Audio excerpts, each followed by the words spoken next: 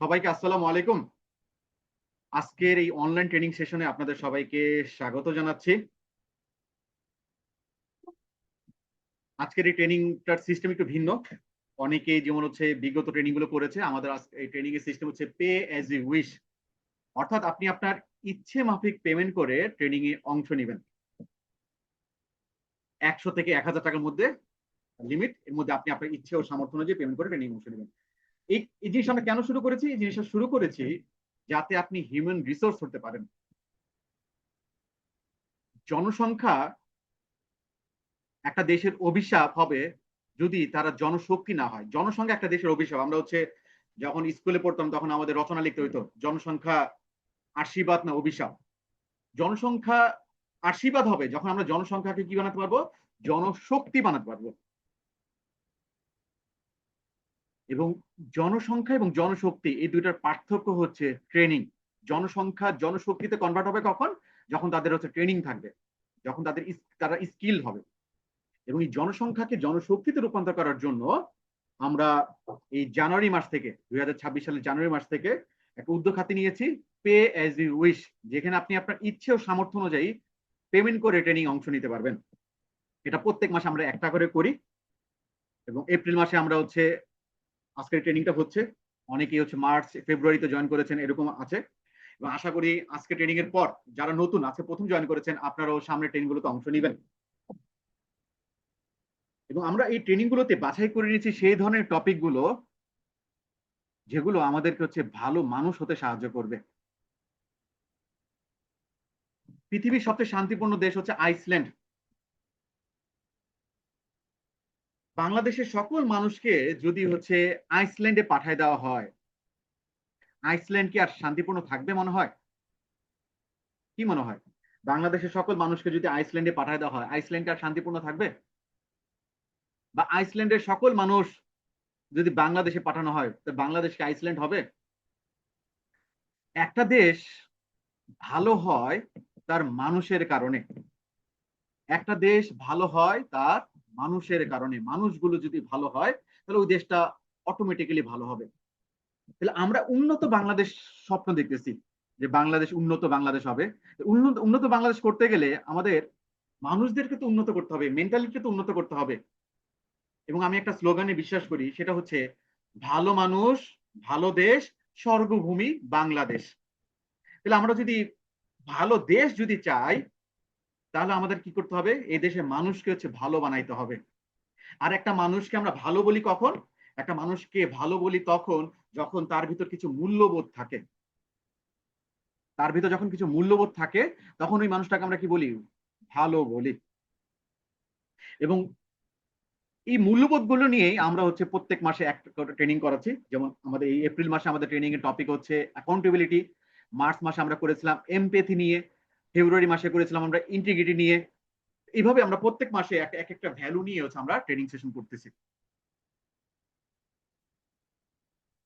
এবং আপনি ওই মানুষটাকে কিন্তু হচ্ছে রিক্রুট করতে চাবেন যে মানুষটা হচ্ছে অ্যাকাউন্টেবল, যে মানুষটা হচ্ছে অ্যাকাউন্টেবল, যাকে কাজ দিলে আপনি নিশ্চিত থাকতে পারবেন এই মানুষটা কাজটা ঠিক মতো করবে এবং তাকে কিন্তু নিয়োগ করতে চায়। তাহলে আপনি যদি কর্মক্ষেত্রে যদি উন্নতি করতে চান আপনাকে তো অ্যাকাউন্টেবল হতে হবে এবং এই অ্যাকাউন্টেবিলিটি ভ্যালিটাকে পেশাদারিত্বের মূল মন্ত্র বলা হয়। এবং অ্যাকাউন্টেবিলিটি শুধু হচ্ছে কর্মক্ষেত্র না, আপনি যদি হচ্ছে সংসার জীবন হতে যান, বিয়ে করতে যাবেন, তাকেই তো পছন্দ করবে জামাই হিসেবে, অথবা হচ্ছে যদি নারী হন, যদি হাজব্যান্ড পুরুষ হন তাহলে তো ওয়াইফ হিসেবে পছন্দ করবেন তাকে যে হচ্ছে অ্যাকাউন্টেবল। এই যে আমরা আমাদের সমাজে হচ্ছে পরকীয়া দেখতে পাই, কেন পরকীয়া কেন বেড়ে যাচ্ছে? কারণ তারা অ্যাকাউন্টেবল না, তাদের ভিতরে ইন্টিগ্রিটি নাই। তাহলে এই অ্যাকাউন্টেবল এই গুণটা জীবনের প্রত্যেকটা ক্ষেত্রেই দরকার। এবং আমরা এটা আরো ডিটেলস আমরা আলোচনা করব যে অ্যাকাউন্টেবিলিটি কিভাবে চর্চা করা যায়, এটা আমরা বিভিন্ন টুল শেয়ার করব। চলুন আমরা আমাদের জার্নিটা শুরু করি। এবং এখানে যারা অংশ নিয়েছেন এখানে সবাই বেশিরভাগই মানুষ আমাকে চিনেন। কয়েকজন আছে যারা হচ্ছে আমাকে চিনেন না, তাদের সাথে যদি পরিচিত হই, আমার নাম হচ্ছে আলামিন মোহাম্মদ। আমি এই নেক্সট লেভেলের হচ্ছে সিইও। নেক্সট লেভেল হচ্ছে একটা ট্রেনিং প্রতিষ্ঠান, তারা সেলস সফট স্কিলস এগুলো নিয়ে কাজ করে। তারপরে ভ্যালুজ নিয়ে কাজ করে। এবং আমি স্বপ্ন দেখি বাংলাদেশ সুন্দর দেশ হবে, এবং বাংলাদেশ সুন্দর দেশ হবে কিভাবে, যদি মানুষগুলো সুন্দর হয়। এবং এটার জন্য একটা ক্ষুদ্র প্রয়াস, এই ভ্যালু নিয়ে হচ্ছে আমরা নাম নাম মাত্র মূল্যে আমরা এই ট্রেনিংটা করাচ্ছি। এবং এই ট্রেনিং এ যারা হচ্ছে সামর্থ্যবান তারা যেন হচ্ছে বেশি টাকা দিয়ে যেন এই ট্রেনিং অংশ নেয়, এটার জন্য আমরা হচ্ছে প্রত্যেক ট্রেনিং এ যে সবচেয়ে যে হাইয়েস্ট পেমেন্ট করেছে তাকে আমরা একটু রিকগনিশন করি, তার একটা নাম আমরা করি। যেমন এখানে 100 থেকে 1000 টাকা আপনি আপনার পেমেন্ট করতে পারবেন, কিন্তু এরকম যেন না হয় আপনার সামর্থ্য সবচেয়ে বেশি দেওয়া কিন্তু আপনি নিজের ইনভেস্টমেন্টের জন্য খুব অল্প টাকা দিয়েছেন, এরকম যেন না হয়। ওই উৎসাহিত করার জন্য আমরা প্রত্যেকটা ট্রেনিং এ কি করি, যে সামর্থ্যবান সেজন বেশি দেওয়ার ইচ্ছা পোষণ করে, এই জন্য আমরা তার নাম মেনশন করি। এবং আমাদের আজকের ট্রেনিং এ সবচেয়ে হাইয়েস্ট যিনি পেমেন্ট করেছেন ওনার নাম হচ্ছে মোহাম্মদ ফখরুল ইসলাম, তিনি হচ্ছেন সিঙ্গাপুর প্রবাসী। আপনাকে কংগ্রেচুলেশন জানাচ্ছি, আজকের এই ট্রেনিং এ আপনি সবচেয়ে হাইয়েস্ট পেমেন্ট করেছেন। এই নামটা মেনশন করার উদ্দেশ্য হচ্ছে যাতে যে হচ্ছে সামর্থ্য অল্প সে অল্প দিবেন, কিন্তু যার সামর্থ্য সবচেয়ে বেশি সেই জন্য কি করার ক্ষেত্রে কৃপণতা যেন না করেন। ওকে, ওকে, থ্যাংক ইউ ফখরুল সাহেব। আশা করি এটা এই ধারাটা অব্যাহত রাখবেন, কারণ এটা একটা বিনিয়োগ, যত বেশি বিনিয়োগ করবেন তত বেশি রিটার্ন পাবেন। আমরা ট্রেনিংটা শুরু করতে চাচ্ছি একটা ভিডিও দেখিয়ে, যদিও এটা বাংলাদেশে কল্পনা করা অনুচিত, যেটা আমরা চাই এটা বাংলাদেশেও ঘটবে। চলুন একটা ভিডিও দেখে আসি।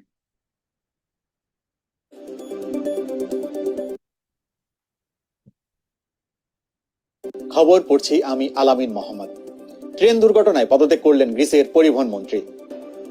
গ্রিসের উত্তরাঞ্চলে দুটি ট্রেনের ভয়াবহ সংঘর্ষের ঘটনায় পদত্যাগ করেছেন দেশটির অবকাঠামো ও পরিবহন মন্ত্রী কস্টাস কারামানলিস।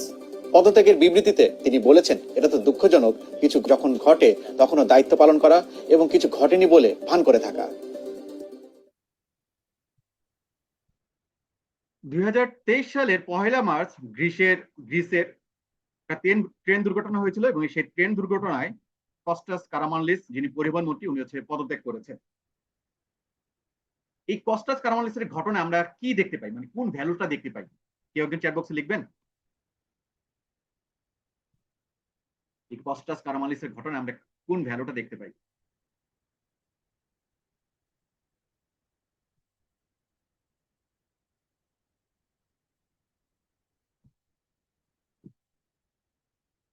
কস্টাস কারামানলিসের ঘটনায় আমরা কোন ভ্যালুটা দেখতে পাই?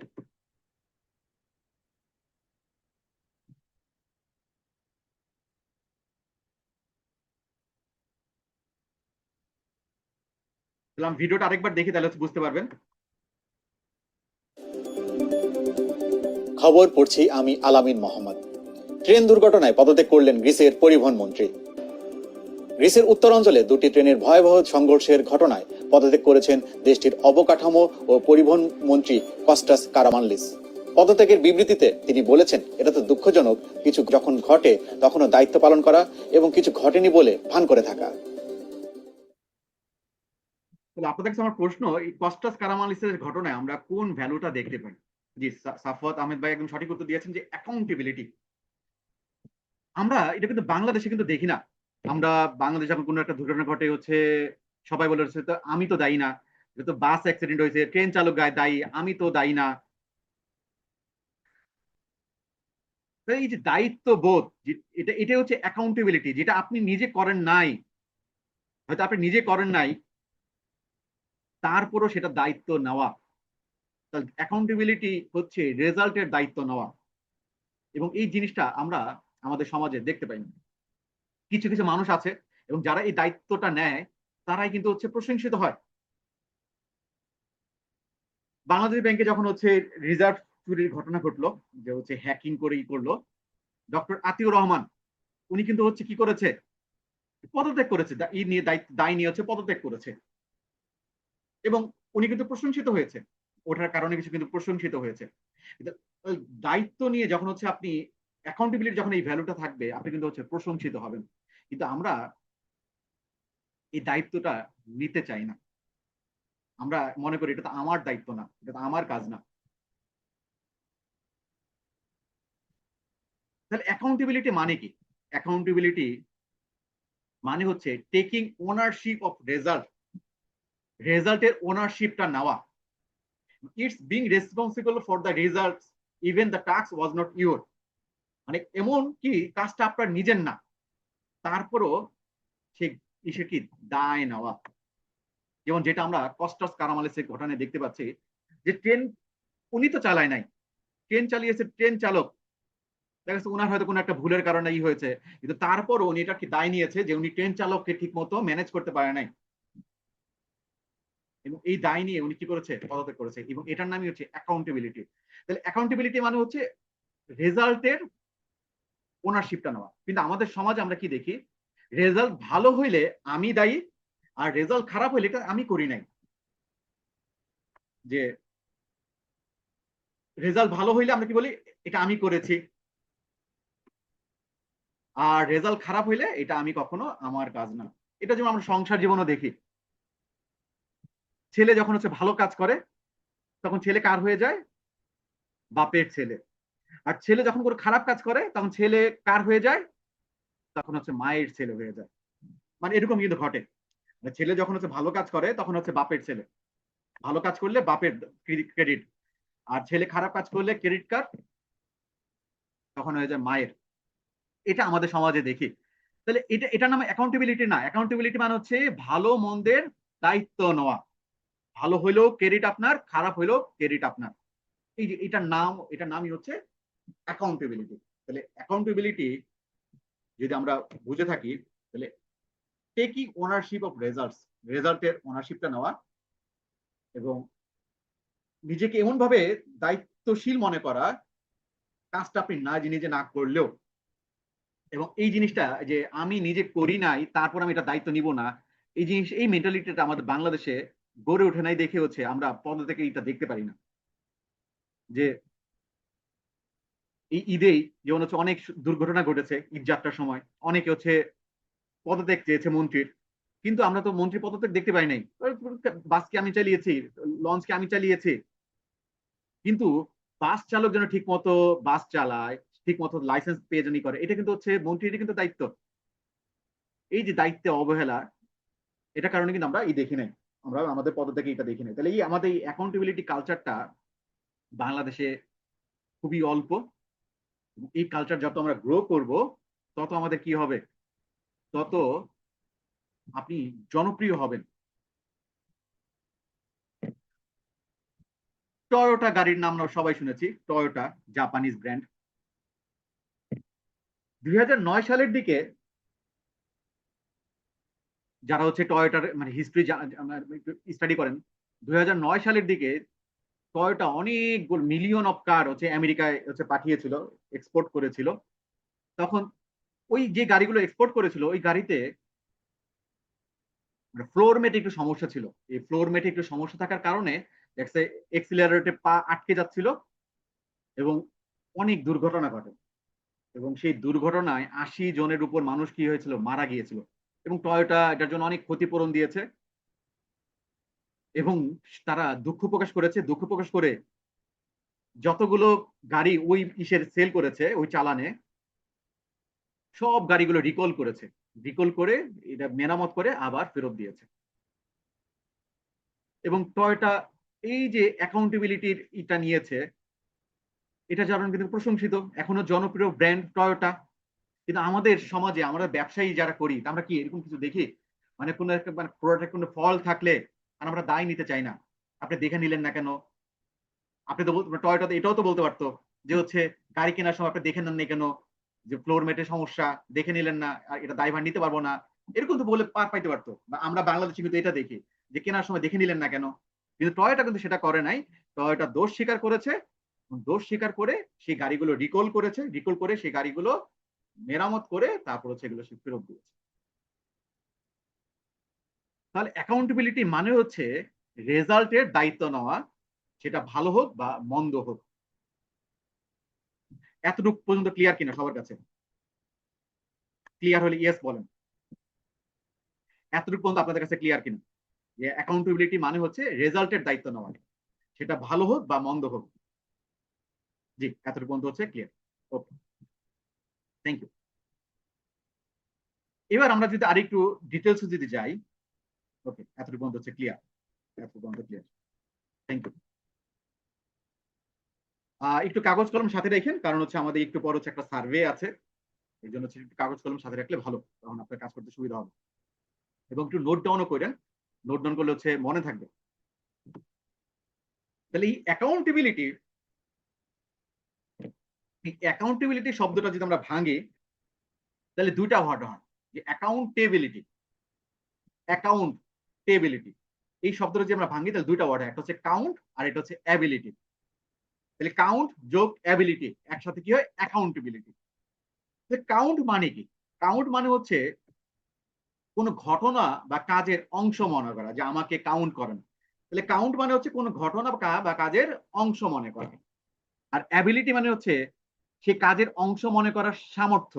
তাহলে আপনি কোন একটা ঘটনার বা কাজের নিজেকে অংশ যদি মনে করেন, ঘটনা বা কাজের যদি অংশ মনে করেন, তাহলে আপনার ভিতর কি আছে? অ্যাকাউন্টেবিলিটি আছে।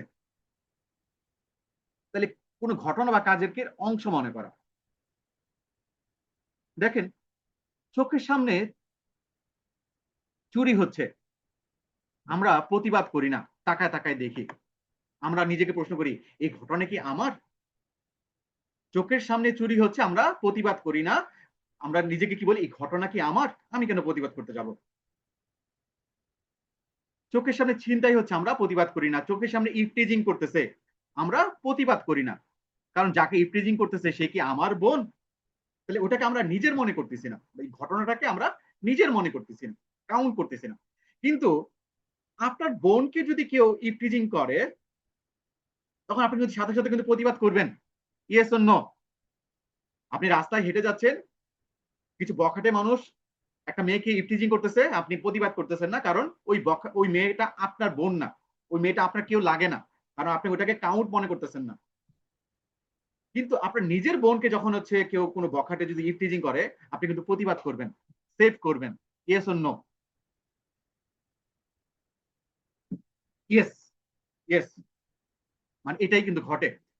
তাহলে কোন একটা ঘটনায় আমি কি ধরনের ইমোশন প্রকাশ করব, কি ধরনের রেসপন্স প্রকাশ করব, এটা নির্ভর করতেছে ওই ঘটনাকে আমি নিজের মনে করতেছি না অন্যের মনে করতেছি। মানে কোন একটা ঘটনায় আমি কি ধরনের রেসপন্স প্রকাশ করব, এটা করার আগে আমরা ভাবি কি এটা কি আমার ঘটনা না অন্যের ঘটনা। যেমন বাংলাদেশ ক্রিকেট দল যদি ম্যাচ জিতে, আমরা কি করি? অনেক আনন্দ উল্লাস করি। বাংলাদেশ ক্রিকেট দল যখন ম্যাচ জিতে আমরা আনন্দ উল্লাস করি, তারপর রাস্তায় মিছিল বের করি। কেন? কারণ বাংলাদেশ ক্রিকেট দলকে আমরা ওন করি, যে বাংলাদেশ আমার নিজের দেশ, এই যে আমার ফিলটা আসে, যে বাংলাদেশ ক্রিকেট দল। এটা কিন্তু আমরা ভাইও না কিছু না, কিন্তু আপনি বাংলাদেশ ক্রিকেট দল কি করতেছে? ওন করতেছেন। এবং বাংলাদেশ ক্রিকেট দল যখন জিততেছে তখন আপনি আনন্দ উল্লাস করতেছেন। কেন আনন্দ উল্লাস করতেছেন? কারণ বাংলাদেশ ক্রিকেট দলকে আপনি ওন করতেছেন। তাহলে অ্যাকাউন্টেবিলিটির সাথে এই যে ওন করা, এটা আমার নিজের। তাহলে আবার অ্যাকাউন্টেবিলিটি আবার এটা না যে বাংলাদেশ ক্রিকেট দল শুধু জিতলে আমি শুধু আনন্দ উল্লাস করব, বাংলাদেশ ক্রিকেট দল যদি হচ্ছে হেরে যায় আমি তাদের আর পাশে থাকবো না। এটার নাম কিন্তু আবার অ্যাকাউন্টেবিলিটি না।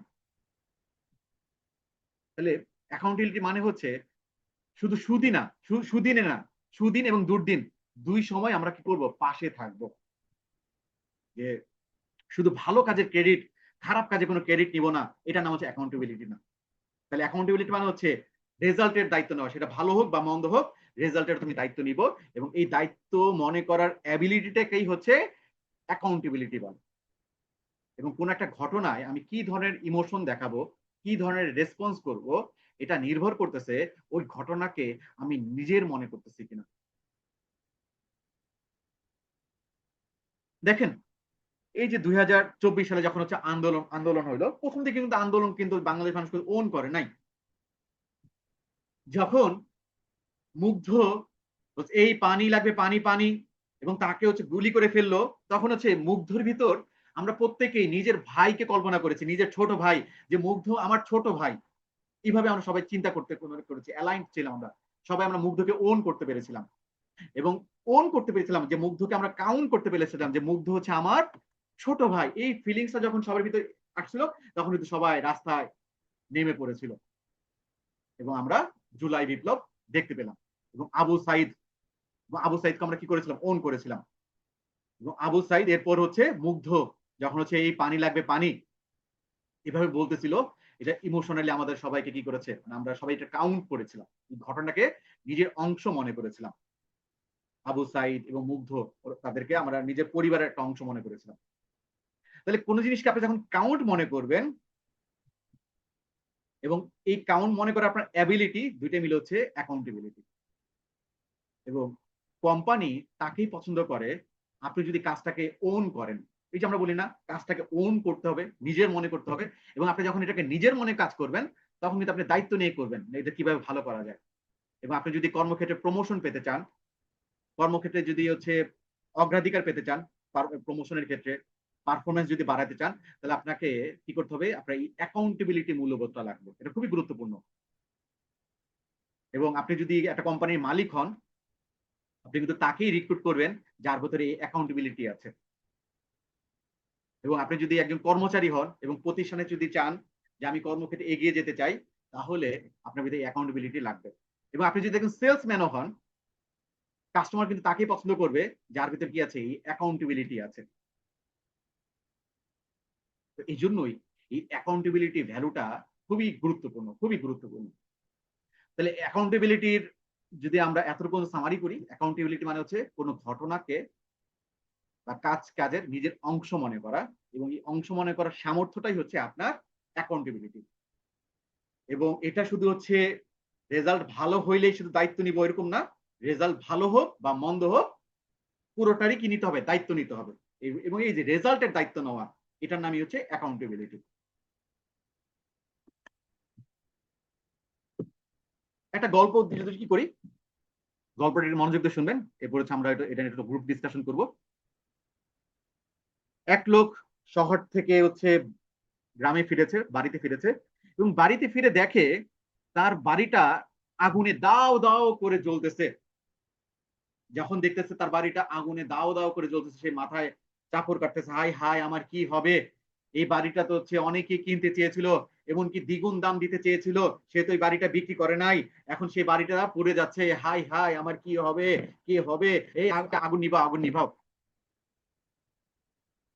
মানে সে মাথায় এভাবে চাপড় কাটতেছে এবং আশেপাশের লোক মানে আগুনে পুড়তেছে, এটা তাকায় তাকায় দেখতেছে। আশেপাশের লোক কিন্তু হচ্ছে আগুন নিভাইতে আসে নাই, কারণ তার তার তো বাড়ি পুড়ে নাই। এবং এই লোকটা বলছে এই আগুন নিভাইতে হবে, আগুন নিভাইতে হবে, হাই আমার কি হবে, বাড়িটা তো পুড়ে যাচ্ছে, আমি তো সর্বশান্ত হয়ে গেলাম, অনেকেই দ্বিগুণ দামে বাড়িটা নিতে চেয়েছিলাম, যে বিক্রি করলাম না, হাই হাই কি হবে। তখন ভিড়ের মাঝে এই লোকের যে হচ্ছে বড় ছেলে, সে কানে কানে বলতেছে, বাবা চিন্তা করো না, গতকালকে আমি বাড়িটা বিক্রি করে দিয়েছি। তখন এই লোকটা যখন একটু আগে যখন কি হাই হাই আমার কি হবে, আমার আমি তো সর্বশান্ত হয়ে গেলাম, এই লোকটা এখন হচ্ছে সবার সাথে সে তাকায় তাকায় দিচ্ছে, যাক বাঁচলাম বাবা, বাড়িটা এখন আর আমার না, বাড়িটা এখন আর আমার না, আমার বাড়িতে আর পড়তেছে না, হ্যাঁ বাড়িতে বিক্রি হয়ে গেছে। এবং লোকটা যখন অন্যদের সাথে তাকায় তাকায় দেখতেছে, আগুন নিভানোর চেষ্টা করতেছে না, একটু পর ওই লোকটার মেজো ছেলে এসে বলতেছে, হাই হাই তোমরা আগুন নিভানোর চেষ্টা করতেছো না কেন, বাড়ি পুড়ে যাচ্ছে, আগুন নিভানোর চেষ্টা করতেছো না কেন। তখন ওই লোকটা বলতেছে, ছেলের বাবা বলতেছে, এই বাড়িতে এখন আর আমার না, বাড়ি বিক্রি হয়ে গেছে, বড় ছেলে হচ্ছে বাড়ি বিক্রি করে দিয়েছে। তখন মেজো ছেলে বলতেছে, বাড়ি বিক্রির চুক্তি হয়েছে মাত্র, উনি তো এখন মতো টাকা দেয় নাই, হাই হাই এখন টাকা দিবে কিনা কি সন্দেহ, হ্যাঁ বাড়ি বিক্রি মাত্র চুক্তি হয়েছে, উনি তো টাকা দেয় নাই, এখন যদি বাড়ি পুরা যায় এখন কি টাকা দিবে। এখন এই লোকটা কিছুক্ষণ আগে যেমন হচ্ছে নীরব হয়েছিল, এখন সে আবারও সরব হয়ে গেছে, হাই আল্লাহ আমার কি হইলো, আমার বাড়ি পুড়ে গেল, আল্লাহ কি কি আগুন নিবাও, আগুন নিবাও, আগুন নিবাও। শুরু থেকে যদি আগুন নিবানোর চেষ্টা করতাম তাহলে তো হচ্ছে কিছুটা হইলো রক্ষা হইতো, হাই আমার কি হইলো, আমার সর্বনাশ হয়ে গেল। উনি আবারও সরব হয়ে গেছে যে আমার বিশাল বড় ক্ষতি হয়ে গেল। তখন ওই লোকের ছোট ছেলে একটু পরে এসে বলতেছে, বাবা টেনশন করো না, আমি ওই লোকের সাথে কথা বলেছি, উনি হচ্ছে এক কথার মানুষ, উনি বলেছে বাড়ি বিক্রির চুক্তি হওয়ার পর বাড়ি আগুনে পুড়ে গেল না ধসে গেল, এটা তো তার দেখার বিষয় না। সে যেহেতু চুক্তি করেছে, উনি হচ্ছে ফুল টাকাই দিবে। উনি আবার আনন্দ উল্লাস করলো, যাক আমার তাহলে ক্ষতি হয় নাই। তাহলে দেখেন এই যে ঘটনা, এই ঘটনাতে যে আগুনে পুড়ে যাওয়ার ঘটনা কিন্তু পরিবর্তন হয় নাই। আগুনে পুড়ে যাওয়ার ঘটনা কিন্তু কোনো পরিবর্তন নাই, আগুনে কিন্তু পুড়তেছিলই। চেঞ্জ হয়েছে কোনটা? রেসপন্সে, যে ঘটনা আমার না আমার না, মানে বাড়িটা কি আমার নাকি আমার না। যখন সে বাড়িটাকে আমার মনে করতেছিল, তখন সে চিৎকার করতেছিল, আই হায় আমার পুড়ে গেল, আমার আগুন পুড়ে মানে আমার সব ক্ষতি হয়ে গেল, সর্বশান্ত হয়ে গেলাম। আবার যখন তার চিন্তা করছিল যে এই বাড়ি তো আমার না এখন আর, তখন সে আবার চুপ হয়েছিল। এখানেই আমরা এই অ্যাকাউন্টেবিলিটির মূল্যবোধটা দেখতে পাই, যে কোন একটা ঘটনাকে নিজের মনে করা। এবং যারা এই অ্যাকাউন্টেবিলিটি মূল্যবোধটা চর্চা করে, তারা সবাইকে ওন করে। ওই দিন একজনের সাথে কথা হচ্ছিল, আমার ক্যাম্পাসের এক ছোট ভাই, সে শেয়ার করতেছিল যে হচ্ছে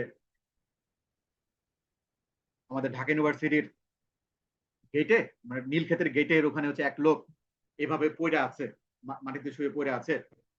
মানে সবাই পাশ দিয়ে যাচ্ছে, কেউ বিকার করতেছে না, এই করতেছে না, সবাই খালি একবার উকি মেরে চলে যাচ্ছে। এই লোক তো আমার না, আমার পরিচিত না, কেউ না। কিন্তু আমার ক্যাম্পাসের ওই ছোট ভাইটা কি করেছে, সাথে সাথে 999 ফোন দিয়েছে। তারপর হচ্ছে সে একটু হচ্ছে প্রাইমারি ছিল, সে হাতে দিয়ে দেখে লোকটার হচ্ছে অনেক প্রেশার হাই।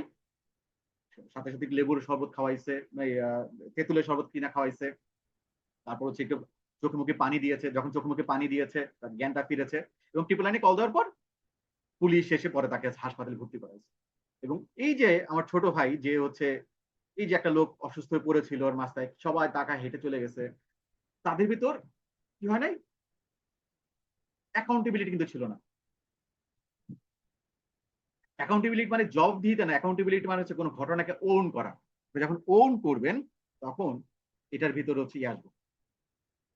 এবং ছোট ভাইটা কি করেছে, ওটাকে ওন করেছে, লোকটাকে ওন করেছে যে এটা তো আমারও ভাই।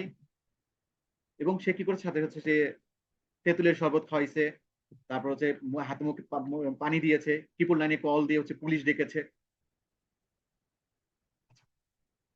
এই যে নিজের মনে করা। তাহলে দেখেন এই যে গল্পটা আমরা যেটা বললাম, যে একটা লোক সে তার শহর থেকে গ্রামে ফিরেছে, এসে দেখে তার বাড়িটা আগুনে পুড়তেছে। এবং দেখেন আমরা এই ঘটনায় দুই রকমের ইমোশন দেখতে পাচ্ছি। যখন এটা বাড়িটাকে সে নিজে মনে করেছে, তখন একরকম ইমোশন দিয়েছে, সে একরকম রেসপন্স করেছে। যখন সে এই বাড়িটাকে নিজে মনে করে নেই, তখন সে আরেক রকমের রেসপন্স করেছে। তাহলে এখান থেকে লার্নিংটা কি, গল্প থেকে লার্নিংটা কি?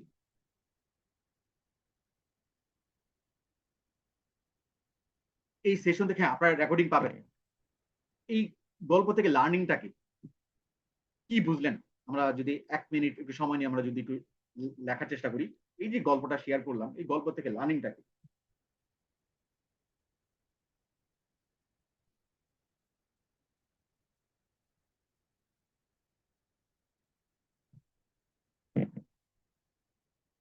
এই যে আমরা যে গল্পটা বললাম, এই গল্পটা থেকে আমাদের লার্নিংটা কি? লিখতে পারেন চ্যাট বক্সে, অথবা কেউ যদি মনে করেন না আমি মুখে বলবো, তাহলে হ্যান্ড রেজ করতে পারেন। রবিউল সাহেব হচ্ছে হ্যান্ড রেজ করেছেন। আপনি কি মাইকে ক্লিক করবেন, তাহলে হচ্ছে আনমিউট হতে পারবেন। রবিউল সাহেব, রবিউল সাহেব হ্যান্ড রেজ করেছেন, মাইকে ক্লিক করেন, তাহলে আনমিউট হতে পারবেন। জি রবিউল সাহেব। জি, আসসালামু আলাইকুম কোচ। জি জি, কেমন আছেন আপনি? জি আলহামদুলিল্লাহ, আমি বেশ ভালো আছি। জি জি জি, বলেন না, আপনি হ্যান্ড রেজ করেছেন। কোচ, বিষয়টা হলো এখানে যদি আমি নিজেকে নিজের বাড়ি মনে করতাম, সেই সময় মনে হচ্ছে যেন না আমাকে এটা বাঁচানো দরকার। কিন্তু বিষয় মনে হয়েছে যে না, এটা তো আমার না। সেই সময় আমি দায়িত্ব ছেড়ে দিচ্ছি। এটা না করে যদি আমি ভাবতাম যে না, এটা আমার দেশের সম্পদ, সেটা হোক আমার অথবা অন্য ভাইয়ের, তবে ওটাকে বাঁচানোর আমি আপ্রাণ চেষ্টা করতাম। জি জি, খুব সুন্দর বলেছেন। এবং এই সাফাত ভাইও খুব সুন্দর বলেছেন, অ্যাকাউন্টেবিলিটি কামস ফ্রম ওনারশিপ। এবং আমাদের ইসলাম ধর্ম কিন্তু হচ্ছে এই অ্যাকাউন্টেবিলিটি চর্চা কিন্তু শিক্ষা দেয়। এবং আমাদের ইসলাম ধর্মে এক মুমিন আরেক মুমিনের কি, এক মুমিন আরেক মুমিনের কি, আমরা হচ্ছে ভাই। মুসলমান মুসলমান ভাই ভাই বলে না, ভাই। এই যে আরেকজনকে যে ভাই মনে করা, যখন আপনি আরেকজন মুসলমানকে ভাই মনে করবেন, ওর মধ্যে কিন্তু অ্যাকাউন্টেবিলিটি কিন্তু চলে আসতেছে। তখন আপনার আরেকজনের বিপদে পাশে দাঁড়াবেন, এবং আরেকজনের বিপদে যখন পাশে দাঁড়াবেন, আপনার বিপদের কেন তখন হচ্ছে কি পাশে দাঁড়াবে তখন। কিন্তু আমরা সমাজে এই অ্যাকাউন্টেবিলিটি চর্চাটা আমরা দেখতে পাই না। চোখের সামনে চুরি হচ্ছে, আমরা প্রতিবাদ করি না। চোখের সামনে ছিনতাই হচ্ছে, আমরা প্রতিবাদ করি না, কারণ এই ঘটনা তো আমার না, এই ঘটনা তো আমার না। তাহলে অ্যাকাউন্টেবিলিটি আসে ওনারশিপ থেকে। অ্যাকাউন্টেবিলিটি আসে ওনারশিপ থেকে। যখন আপনি ওন করবেন, তখন আপনার ভিতরে এটা চলে আসবে। 2013 সালে হেফাজত ইসলামে যখন হচ্ছে হইলো, তখন চারপাশে তো আগুন জ্বলতেছিল, মতিঝিল শাপলা চত্বরে আগুন জ্বলতেছিল। এবং আমি তখন মেটলাইফ হচ্ছে মতি শাপলা চত্বরের পাশেই, মানে একটু পর পর খবর নিচ্ছিলাম আমার কোম্পানির কোনো ক্ষতি হলো কিনা, কোম্পানির ক্ষতি হলো কিনা। কারণ কোম্পানিটা তো ওন করি, কোম্পানি যদি আগুনে পড়ে যায় তাহলে তো হচ্ছে বেতন তো বন্ধ হয়ে যাবে, ঠিক না? এই যে এভাবে তো চিন্তা করতাম, কোম্পানি আগুনে পুড়ে যাক বা যাক, কি হয়েছে, আমি অন্য জায়গায় চাকরি নিয়ে নিব। এইভাবে যখন চিন্তা করলে তখন তো ওনারশিপ হলো না। আপনি যখন কোম্পানিকে ওন করবেন, মানে কোম্পানি, মানে পাশে আগুন লেগেছে, কোম্পানির কি অবস্থা খোঁজ খবর নেওয়া, এই যে নিজের মনে করা, কোম্পানিকে নিজের মনে করা যে শাপলা চত্বরে আগুন লেগেছে, তাহলে আশেপাশে কি হচ্ছে, কোম্পানি কি সেফ আছে কিনা। তাহলে ঘটনাকে যখন আপনি নিজের মনে করবেন, তখন কি আসবে এর ভিতর, ওনারশিপ, অ্যাকাউন্টেবিলিটিটা চলে আসবে।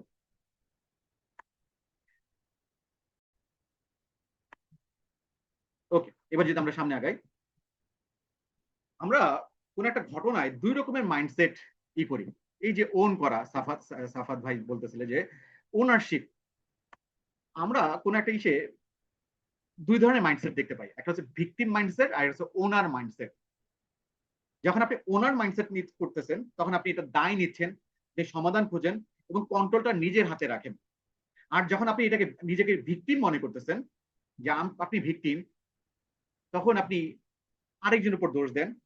তখন আপনার ভিতর অজুহাত চলে আসে, এবং কন্ট্রোল আপনার বাইরে দেখেন, যে কন্ট্রোল আপনার নিজের ভেতর না, কন্ট্রোল আপনার বাইরে দেখেন। আমরা অনেক সময় দুই রকম মাইন্ডসেট দেখতে পাই। একটা হচ্ছে ভিকটিম, তখন আপনি নিজেকে ভিকটিম করেন, যে আপনি ভিকটিম, অন্যরা দায়ী, আপনি, আপনার ভিতর কোনো দোষ নাই, আরেকজন দোষ, ঠিক আছে। তারপর হচ্ছে আপনি আরেকজনকে দোষ দেন, অজুহাত, কন্ট্রোল বাইরে দেখেন। যেমন কিছু হইলে, যেমন হচ্ছে অমুকের দোষ, যত দোষ নন্দ ঘোষ, এই কথা আছে না, যত দোষ নন্দ ঘোষ, যতই দোষ হোক সব নন্দ দোষের ঘোষ। এবং যারা ভিকটিম মাইন্ডসেট, তার নিজের দোষ খুঁজে পায় না, সবসময় হচ্ছে তারা ব্লেম গেমটা খেলে। তাহলে কোনো ঘটনা আমরা দুই ধরনের মাইন্ডসেট দেখতে পাই, একটা হচ্ছে ভিকটিম মাইন্ডসেট, আর হচ্ছে ওনার মাইন্ডসেট। ভিকটিম মাইন্ডসেট যখন হবে আপনার, তখন আপনি দোষ খুঁজবেন, ব্লেম গেম খেলবেন, আপনি আপনি অজুহাত দিবেন, এবং কন্ট্রোল আপনার নিজের হাতে দেখবেন, আপনি শুধু বাইরে দেখবেন। দেরি হইলো কেন? বৃষ্টির কারণে। দেরি হয়েছে কেন? ট্রাফিক জ্যামের কারণে। দেরি হয়েছে কেন? ওই সমস্যা। টার্গেট মিস হয়েছে কেন? এই সমস্যা। অর্থাৎ আপনি খালি দোষ খুঁজবেন, তখন অজুহাত খুঁজবেন, এবং কন্ট্রোল বাইরে দেখবেন, যে বৃষ্টি, এটা তো আপনার কন্ট্রোলের বাইরে। তারপর হচ্ছে ট্রাফিক জ্যাম, এটা তো আপনার কন্ট্রোলের বাইরে। এই যে আপনি যখন হচ্ছে এই অজুহাতগুলো খুঁজবেন, যখন হচ্ছে এটা তো আমার কন্ট্রোলের বাইরে, এটা আমার কন্ট্রোলের বাইরে, কিন্তু আপনি ফোকাস করবেন না আপনার নিজের কন্ট্রোলের ভিতর কি আছে। একটা হচ্ছে ভিকটিম মাইন্ডসেট, আর এটা হচ্ছে ওনার মাইন্ডসেট। ওনার মাইন্ডসেট, যখন আপনি ওনার মাইন্ডসেট হবেন, তখন আপনি দায় নিবেন এবং সমাধান খুঁজবেন। যেহেতু বৃষ্টি হওয়ার সম্ভাবনা আছে, তাহলে আমার কি করতে হবে? আমাকে ছাতা নিয়ে যেতে হবে, বা আমাকে একটু আগে বের হইতে হবে। আপনি সমাধানটা খুঁজবেন এবং কন্ট্রোল নিজের হাতে রাখবেন। তাহলে দেখেন, same situation but different mindset equal to different result. মানে ঘটনা এক, কিন্তু দুই রকমের মাইন্ডসেট হওয়ার কারণে রেজাল্ট কি হবে? দুই রকমের হবে। মানে ঘটনা সেম, দুই রকম মাইন্ডসেট হওয়ার কারণে দুই রকম কি হবে? রেজাল্ট হবে। একবার এক শিক্ষক ক্লাসের দুইটা ছাত্রকে হচ্ছে বকা দিয়েছে, পড়ালেখা পারে না দেখে বকা দিয়েছে। এখন যে হচ্ছে ভিকটিম মাইন্ডসেট, সে, স্যার আমাকে বকা দিয়েছে, হ্যাঁ, আমি পারি না, যে আমি পড়ালেখা করবো না, ঠিক আছে, এবং সে পড়ালেখাই করে নাই, পড়ালেখা ছেড়ে দিয়েছে। আর যে ওনার মাইন্ডসেট, না আমি সামনের ইসে কি করব,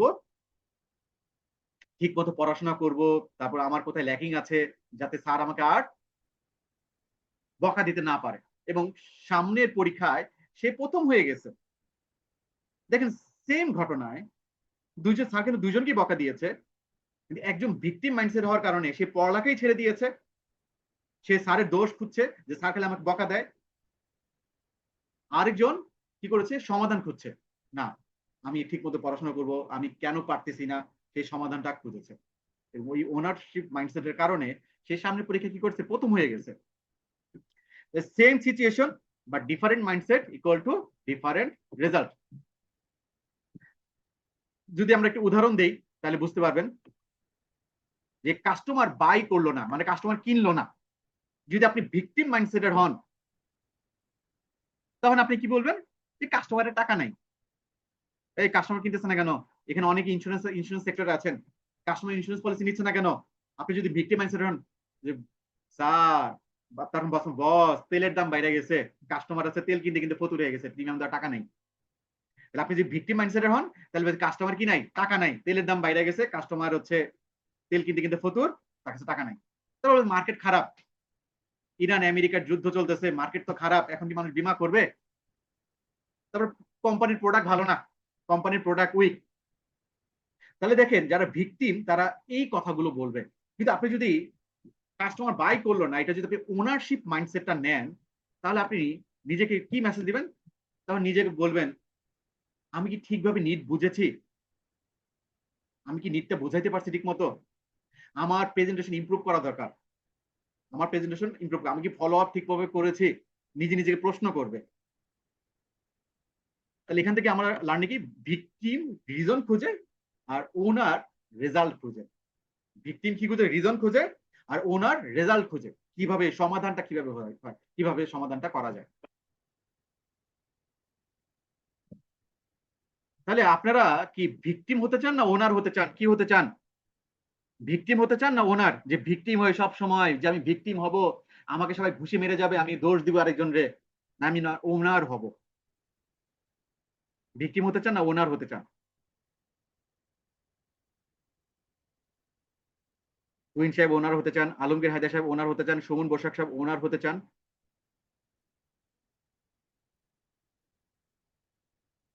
রফিকুল সাহেব ওনার হতে চান,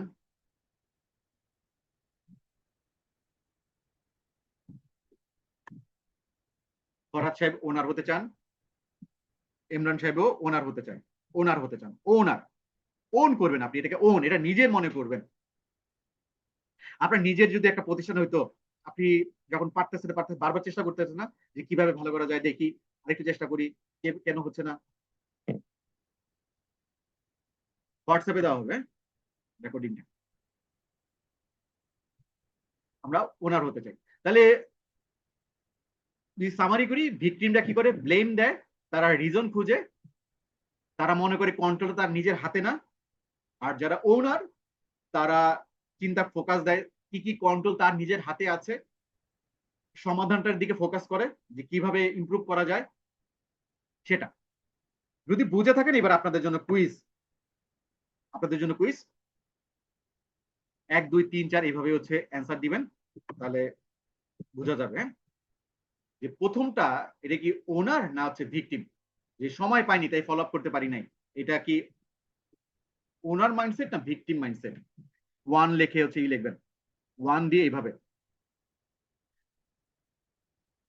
তারপর 2 নাম্বার,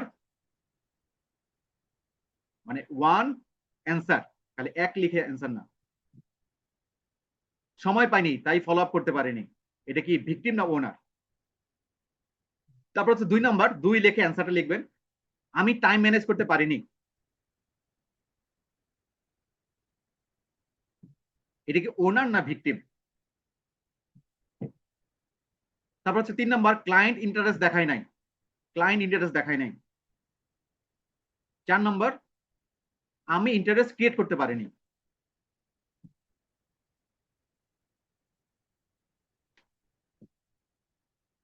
2 নাম্বার হচ্ছে 2 নাম্বার হচ্ছে 2 নাম্বার হচ্ছে ওনার, হ্যাঁ 2 নাম্বার হচ্ছে ওনার, যখন আপনি ওন করবেন তখন নিজের ভিতরে কি ফল্ট আছে সেটা খুঁজবেন, আর যখন আপনি ভিকটিম হবেন তখন আপনি অন্য জায়গায় ফল্ট খুঁজবেন।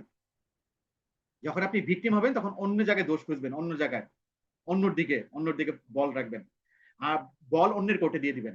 আর যখন আপনি ওন করবেন তখন বল নিজের কোর্টে রাখবেন। দেখেন ফুটবল খেলায় বল কিন্তু নিজের পায়ে রাখার মধ্যে কৃতিত্ব, অন্যের পায়ে কিন্তু বল দেয় না।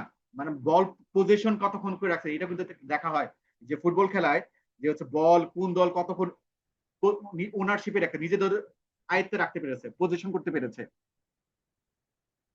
তাহলে 2 নাম্বারটা ওনারশিপ। 3 নাম্বারটা কি? 3 নাম্বারটা হচ্ছে ভিকটিম। 3 নাম্বারটা হচ্ছে ভিকটিম। 3 নাম্বারটা ভিকটিম। ওকে, সঠিক উত্তর। এবার 4 নাম্বারটা কি? 4 নাম্বারটা যে আমি ইন্টারেস্ট ক্রিয়েট করতে পারিনি। আগে লিখবো, শুধু ওনার লিখবেন, এটা কিসের উত্তর এটা বোঝা যাবে না। 4 অ্যান্সার, 3 অ্যান্সার, এইভাবে দিব। 4 নাম্বারটা হচ্ছে ওনার। 4 নাম্বারটা ওনার।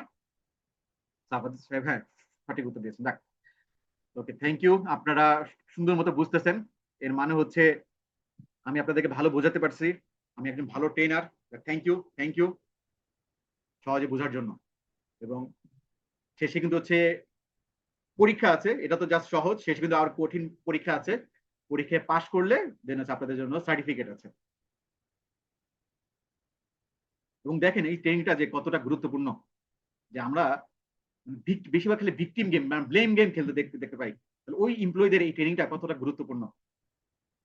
এবং আমাদের প্রতিষ্ঠানগুলো এই ভ্যালুজের উপর ট্রেনিং কিন্তু করায় না। প্রতিষ্ঠান শুধু হচ্ছে মোটিভেশন বা স্কিল এগুলোর উপরে করায়। এই যে ভ্যালুজ, আগে তো ভালো মানুষ হইতে হবে। এবং একটা কথা আছে যে দুর্জন বিদ্বান হলেও পরিত্যাজ্য।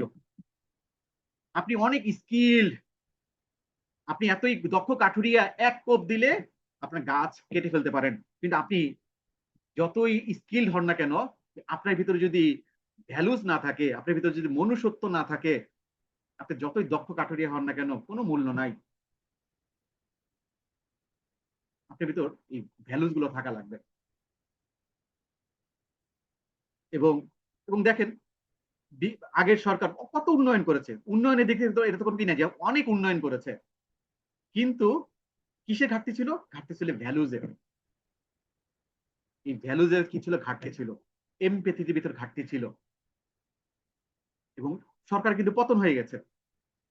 এই জন্য এই অ্যাকাউন্টেবিলিটি, এই মূল্যবোধ গুলো খুবই গুরুত্বপূর্ণ। এবং এখানে যারা হচ্ছে বিভিন্ন প্রতিষ্ঠানের গুরুত্বপূর্ণ পদে আছেন, আপনার কাছে আহ্বান থাকবে এই ভ্যালুজের উপর ট্রেনিং গুলো দরকার।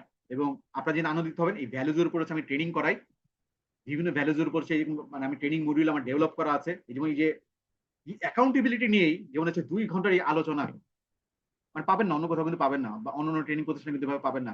সবাই বলে অ্যাকাউন্টেবল হইতে হবে, অ্যাকাউন্টেবল হইতে হবে, কিন্তু এই অ্যাকাউন্টেবল নিয়ে ডিটেলস আলোচনা অন্য কোনো ট্রেনিং প্রতিষ্ঠানে পাবেন না। এটা নেক্সট লেভেলে পাবেন। এই নেক্সট লেভেলের এটা একটা কি বলে ইউএসপি বলতে পারেন। ওকে, থ্যাংক ইউ, থ্যাংক ইউ। সবাই সঠিক উত্তর দিয়েছেন, থ্যাংক ইউ বোঝার জন্য। তাহলে আমরা ভিকটিম এবং ওনার মাইন্ডসেট আমরা বুঝলাম। অ্যাকাউন্টেবিলিটি যখন আলোচনা হয় তখন আরেকটা ওয়ার্ড চলে আসে, সেটা হচ্ছে রেসপন্সিবিলিটি। অ্যাকাউন্টেবিলিটি এবং রেসপন্সিবিলিটি আমরা অনেকেই দুইটাকে এক করে ফেলি। অ্যাকাউন্টেবিলিটি এবং রেসপন্সিবিলিটি দুটোর মধ্যে একটু পার্থক্য আছে, দুটোর মধ্যে একটু পার্থক্য আছে। রেসপন্সিবিলিটি, রেসপন্সিবিলিটি মানে কি? রেসপন্স করার পর সামর্থ্য, রেসপন্স করতে পারেন কিনা। আপনাকে ফোন দেওয়া হচ্ছে, ফোন দিচ্ছি কিন্তু আপনি কোনো রেসপন্স করতেছেন না, তাহলে আপনার ভিতরে কি নাই? কোনো রেসপন্সিবিলিটি নাই। যখন আপনাকে কল করা হচ্ছে, আপনি রেসপন্স করতেছেন কিনা, সাড়া দিচ্ছেন কিনা। যখনই প্রয়োজনে সাড়া দিচ্ছেন কিনা, এটা নাম হচ্ছে রেসপন্সিবিলিটি। তাহলে রেসপন্স করার এবিলিটি হচ্ছে রেসপন্সিবিলিটি, এবং এই রেসপন্সিবিলিটিটা হচ্ছে টাস্কের সাথে জড়িত। টাস্ক, রেসপন্সিবিলিটি হচ্ছে টাস্কের সাথে জড়িত, এবং অ্যাকাউন্টেবিলিটিটা হচ্ছে রেজাল্টের সাথে জড়িত। মনোযোগ দিয়ে বুঝেন তাহলে পার্থক্যটা বুঝবেন। রেসপন্সিবিলিটি হচ্ছে টাস্কের সাথে জড়িত, এবং অ্যাকাউন্টেবিলিটিটা হচ্ছে রেজাল্টের সাথে জড়িত। এবং রেসপন্সিবিলিটিটা শেয়ার করা যায়, অ্যাকাউন্টেবিলিটিটা শেয়ার করা যায় না। যেমন সাফত সাহেবকে দায়িত্ব দেওয়া হইলো, আমাদের এখানে সাফত সাহেব আছেন, ওনাকে দায়িত্ব দেওয়া হইলো যে সবাইকে যেন হচ্ছে উনি মেসেজ পাঠায় যে আগামীকাল হচ্ছে ছুটি, আগামীকাল যে অফিস ছুটি, এটা জন্য উনি সবাইকে মেসেজটা পাঠায়। উনি হচ্ছে এইচআর হেড এবং তার বস দায়িত্ব দিয়েছে কোম্পানির যে সিও যে সাফওয়াত সাহেব আগামীকাল হচ্ছে ছুটি, তো আপনি এটা সবাইকে জানাই দিন। এই যে একটা টাস্ক দেওয়া হলো। এখন সাফওয়াত সাহেব তো বস, উনি এইচআর হেড, উনি কি করেছে ওনার যারা যারা সাবঅর্ডিনেট আছে ওনার টিমে যারা আছে তাদেরকে বলছে এই তুমি হচ্ছে অমুক ডিপার্টমেন্ট জানাবা, তুমি অমুক ডিপার্টমেন্টকে জানাবা। তাহলে রেসপন্সিবিলিটিটা ডেলিগেট করা যায়, রেসপন্সিবিলিটিটা ডেলিগেট করা যায়, কিন্তু অ্যাকাউন্টেবিলিটি ডেলিগেট করা যায় না। এখন সাফওয়াত সাহেব কি করেছে, তার জুনিয়রদেরকে বা যারা টিমে আছে তাদেরকে বলে দিয়েছে এই কাজ করবা, তুমি মেসেজটা দিও। এখন দেখা যাচ্ছে তার একটা টিম এক ডিপার্টমেন্টে জানাতে ভুলেই গেছে এবং ওই ডিপার্টমেন্টের লোকরা পরদিন অফিসে এসে চলে এসেছে এবং তারা এসে বলতেছে ওই মিয়া আজকে যে অফিস ছুটি থাকবে এটা জানালেন না কেন। এখন সাফওয়াত সাহেবকে ধরতেছে। এখন সাফওয়াত বলছে যে এটা এটা তো আমার দোষ না, এটা তো আমার জুনিয়র, সে ঠিক মতো কাজটা করে নাই। এবং সাফওয়াত সাহেব মানে হচ্ছে করতেছে না। এখন বলেন দেখি এখানে দায়টা কার? এই যে ঘটনা, এই ঘটনায় দায়টা কার? সাফওয়াত সাহেবের নাকি তার টিম মেম্বারের? দায়টা কার? এখন সাফওয়াত সাহেব দায় এড়াইতে চাচ্ছে যে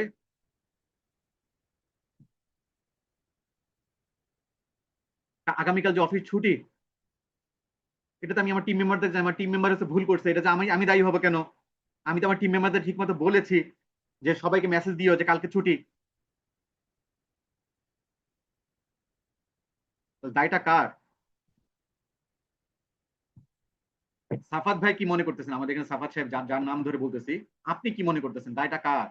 আপনার নিজের না আপনার টিম মেম্বারের?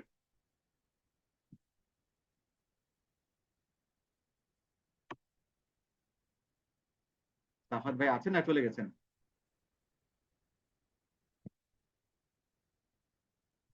সাফাত ভাইও নিজে মনে করতেছে এই দায়িত্বটা ওনার নিজের।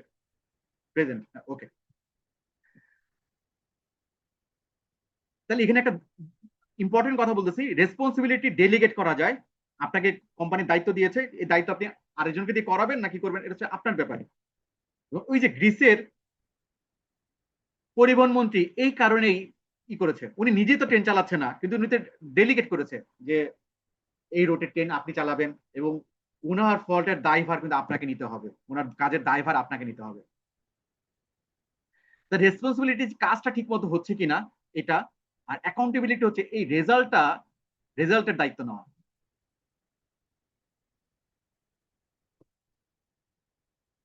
আমরা যদি একটু সহজভাবে বলি তাহলে রেসপন্সিবিলিটি মানে হচ্ছে আপনাকে কাজ দেওয়া হয়েছে, আর অ্যাকাউন্টেবিলিটি মানে হচ্ছে সেই কাজের ফলাফল আপনার দায়। সেই কাজের ফলাফল এই যে সবাইকে জানানো আগামীকাল অফিস ছুটি এবং এটার দায় নেওয়াটা হচ্ছে অ্যাকাউন্টেবিলিটি। আর আপনাকে যে কাজটা দেওয়া হয়েছে কাজটা হচ্ছে রেসপন্সিবিলিটি। যেমন আপনাকে 20টা কল করার দায়িত্ব দেওয়া হলো, এটা রেসপন্সিবিলিটি। যেমন আমরা উদাহরণে বললাম যে আগামীকাল অফিস ছুটি, এটা হচ্ছে আপনার দায়িত্ব জানানো সবাইকে এবং সবাইকে জানিয়েছেন কিনা এটা হচ্ছে আপনার অ্যাকাউন্টেবিলিটি। এবং সেলস এর ক্ষেত্রে কিন্তু সেলস হবে কিনা এটা হচ্ছে অ্যাকাউন্টেবিলিটি। ম্যানেজার বললো 10টা ক্লায়েন্ট ভিজিট করো, এটা হচ্ছে আপনার রেসপন্সিবিলিটি, কিন্তু সেল না হলে কেন হলো না এটা হচ্ছে আপনার অ্যাকাউন্টেবিলিটি। তাহলে you can delegate responsibility but you can not delegate accountability. আশা করি বুঝাতে পেরেছি। আমরা যদি উদাহরণ দেই, যেমন সিনারিও টার্গেট মিস হয়েছে, যারা শুধু রেসপন্সিবিলিটি মাইন্ডসেট নিয়ে থাকে সে বলবে আমি তো কাজ করেছি, আমি তো কল করেছি, আমি তো চেষ্টা করেছি। এটা হচ্ছে রেসপন্সিবিলিটি মাইন্ডসেট, যে রেসপন্সিবিলিটি মাইন্ডসেট ফোকাস করে শুধু ইফোর্টে। এবং সাফাত সাহেব যদি রেসপন্সিবিলিটি মাইন্ডসেটের হইতো যে আমি আমার টিম মেম্বারদের তো স্পষ্ট করে বলেছি সবাইকে মেসেজ দাও, প্রত্যেককে বলছি, এখন আমার টিম মেম্বাররা কাজ করে না, এটা এর জন্য আমি দায়ী। তাহলে এই যে এইভাবে যখন বলতেছে এটা হচ্ছে রেসপন্সিবিলিটি মাইন্ডসেটের, যে টিম মেম্বারদের কি করা। তাহলে রেসপন্সিবিলিটি ফোকাস করে ইফোর্টে। আর অ্যাকাউন্টেবিলিটি মাইন্ডসেট রেজাল্ট আসেনি মানে কিছু ইমপ্রুভ করতে হবে, আমার অ্যাপ্রোচ কি ঠিক ছিল, আমি কি আমার হচ্ছে আমার টিম মেম্বারদের ঠিক মতো বোঝাইতে পারছিলাম, আমি আর কি করতে পারতাম, আর কি করতে পারতাম, আর কি করতে পারতাম, মানে আমার টিম মেম্বাররা হচ্ছে ঠিক মতো মেসেজটা দিয়েছে কিনা সেটা হচ্ছে ফলো আপটা নিতে পারতাম। আমি তো ফলো আপটা করি নাই। আমি তো হচ্ছে ভাবছিলাম আমার টিম মেম্বার অ্যাকাউন্টেবল, তার কাজ ওন করে করবে। আমি তো আমার আমার ভাবনায় তো ভুল, আমি তো ই করতে পারি না। তাহলে রেসপন্সিবিলিটি ফোকাস করে ইফোর্টে, অ্যাকাউন্টেবিলিটি ফোকাস করে রেজাল্টে।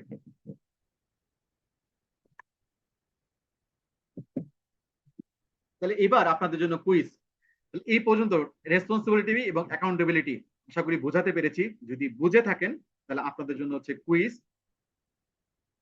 1 2 3 4 এভাবে দিয়ে লিখবেন আগের মতো করে। আপনাদের জন্য কুইজ যে প্রথমটা, এটা কি হচ্ছে রেসপন্সিবিলিটি মাইন্ডসেটের মধ্যে পড়ে না অ্যাকাউন্টেবিলিটি মাইন্ডসেটের মধ্যে পড়ে? যে আমি রিপোর্ট সাবমিট করেছি, এটা কি অ্যাকাউন্টেবিলিটি আর রেসপন্সিবিলিটি?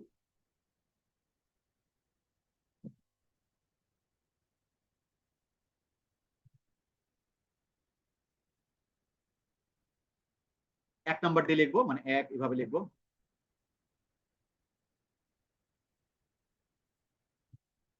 আমি রিপোর্ট সাবমিট করেছি, এটা কি রেসপন্সিবিলিটি?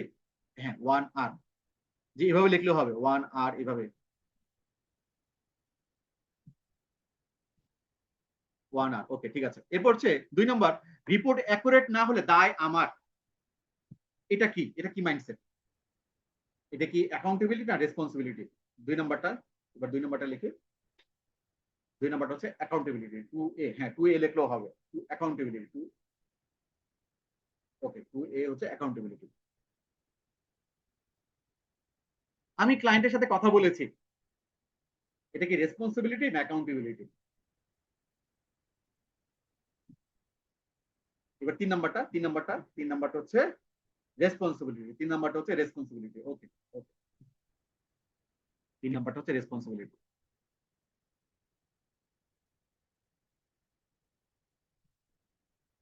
তারপর 4 নম্বরটা, ক্লায়েন্ট কনভার্ট না হলে আমি ইমপ্রুভ করব।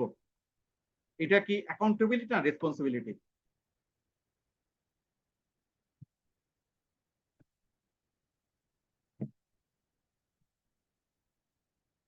চার নম্বর রেসপন্সিবিলিটি। Okay, thank you. আপনারা হচ্ছে খুব সুন্দর বুঝতেছেন, ভাল লাগতেছে আপনারা যেহেতু যে সুন্দর মতো রেসপন্স করতেছেন, আপনাদের ভিতর রেসপন্সিবিলিটিটা আসছে এবং আপনারা ঠিক মতো শিখতে পারছেন কিনা এটা দায়ী ভারটা যখন নিব, ওটা হচ্ছে অ্যাকাউন্টেবিলিটি, আমার নিজের হবে তখন অ্যাকাউন্টেবিলিটি। এবার যদি আমরা সামনে আগাই, ই যোগ আর যোগ ও একটা ফর্মুলা, এই ফর্মুলাটা যদি মাথায় রাখেন তাহলে হচ্ছে আপনি অ্যাকাউন্টেবিলিটি চর্চাটা করতে পারবেন। ই যোগ আর যোগ ও একটা ফর্মুলা। এই ইতে হচ্ছে ইভেন্ট, যা ঘটে এবং আপনার কি নাই, কন্ট্রোল নাই।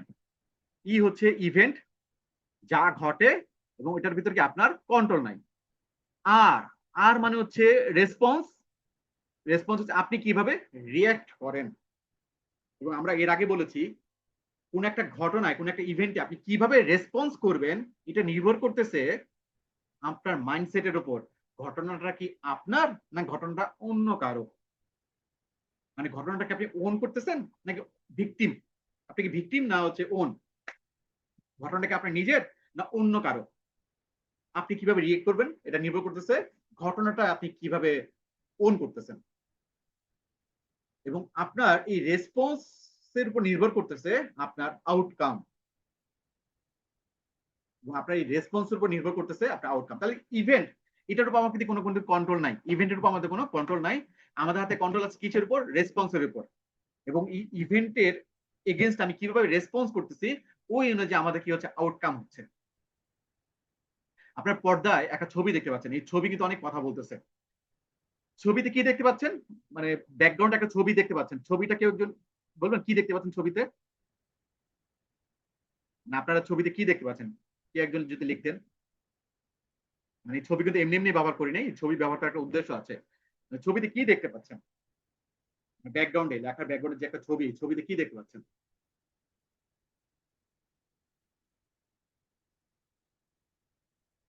ওকে, রবিউল সাহেব, যে একজন ব্যক্তি ছাতা নিয়ে দাঁড়িয়ে আছে, তাহলে সবাই সেম জিনিস দেখতে পাচ্ছে, একজন ব্যক্তি রোদে বা বৃষ্টিতে ছাতা নিয়ে দাঁড়িয়ে আছে। তাহলে দেখেন এই রোদ বা বৃষ্টি, এটার উপর আপনাদের কি কন্ট্রোল আছে নাকি কন্ট্রোল নাই?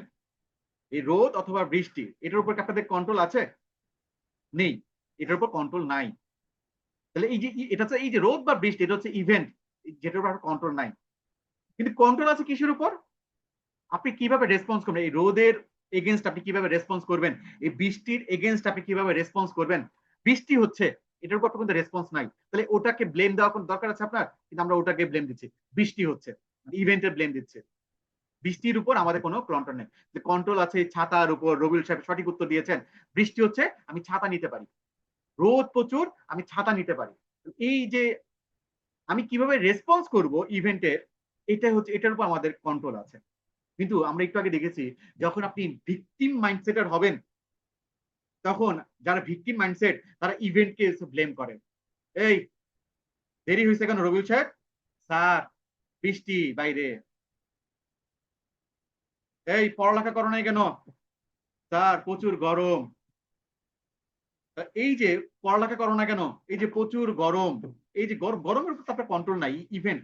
তাহলে এই যে প্রচুর গরম, বৃষ্টি, ট্রাফিক জ্যাম, এই কথাগুলো যখন আপনি বলবেন, তখন আপনি কি ওন করতেছেন না ভিকটিম? ওনারশিপ মাইন্ডসেট না ভিকটিম মাইন্ডসেট? যখন আপনি বলতেছেন এই লেট হয়েছে কেন, ট্রাফিক জ্যাম, বৃষ্টি, এটা হচ্ছে ভিকটিম। যে আলমগীর হায়দার সাহেব সঠিক উত্তর দিয়েছেন, এটা হচ্ছে ভিকটিম। আমরা ভিকটিম থেকে কি হব? ওনার হব। ভিকটিম থেকে আমরা কি হব? ওনার হতে চাই। এবং আপনি যদি ওনার মাইন্ডসেট করতে চান, তাহলে আপনাকে ফোকাস করতে হবে রেসপন্সে, আপনি কিভাবে রিয়েক্ট করতেছেন। তাহলে আপনি ইভেন্ট কন্ট্রোল করতে পারবেন না, কিন্তু রেসপন্স কন্ট্রোল করতে পারবেন। আর সেটাই আপনার আউটকাম কি করবে? নির্ধারণ করবে। আর সেটাই আপনার আউটকাম নির্ধারণ করবে। যেমন এই যে আমরা অনলাইনে ট্রেনিং করাচ্ছি, বিদ্যুতের উপর কিন্তু আমার কিন্তু কন্ট্রোল নাই। যে ইভেন্ট, বিদ্যুৎ লোডশেডিং হবে নাকি হবে না, এটার উপর আমার কিন্তু কন্ট্রোল নাই। আমার কন্ট্রোল আছে কিসে? রেসপন্সে। এই জন্য আমি কি করেছি? মোবাইলে ডাটা নিয়ে রেখেছি, কারণ হচ্ছে বিদ্যুৎ চলে গেলে ওয়াইফাই বন্ধ হয়ে যাবে। এই যে ডাটা নিয়ে রেখেছি, তারপর ল্যাপটপ চার্জ দিয়ে রেখেছি, যাতে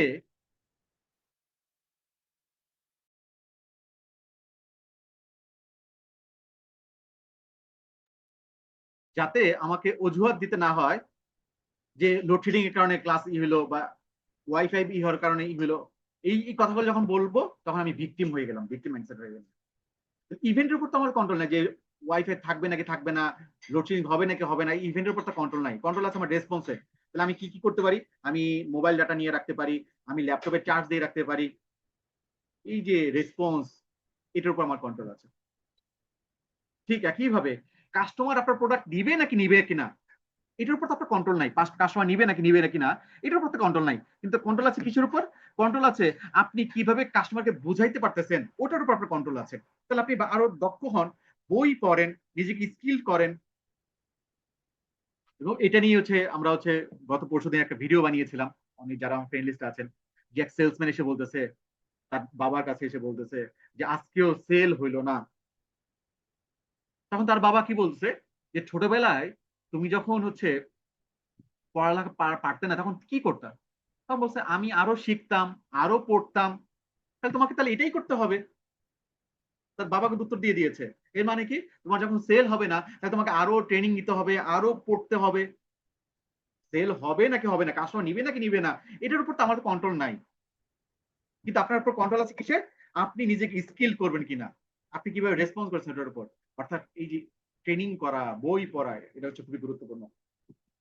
এবং আপনার জেনে আনন্দিত হবেন, আমার হচ্ছে 4টা বই আছে। একটা হচ্ছে মোরাল অফ দ্য স্টোরি।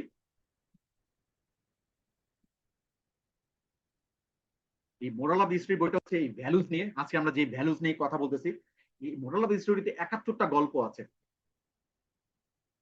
এই গল্পগুলো যখন আপনি পড়বেন, যেমন আজকে যেমন আছে একটু আগে ঘটনা নিজের মনে করা, এই যে কত চমৎকার একটা গল্প, এই গল্পগুলো যাতে ক্লাসে বলেন, খুব সহজে কিন্তু আরেকজনকে বোঝাতে পারতেছেন। এরকম 71টা গল্প আছে যেগুলো আপনি ট্রেনিং এ, ক্লাসে বা আরেক আপনার সন্তানদেরকে বলতে পারবেন এবং জিজ্ঞেস করতে পারেন, এই গল্প থেকে তুমি কি শিখলা।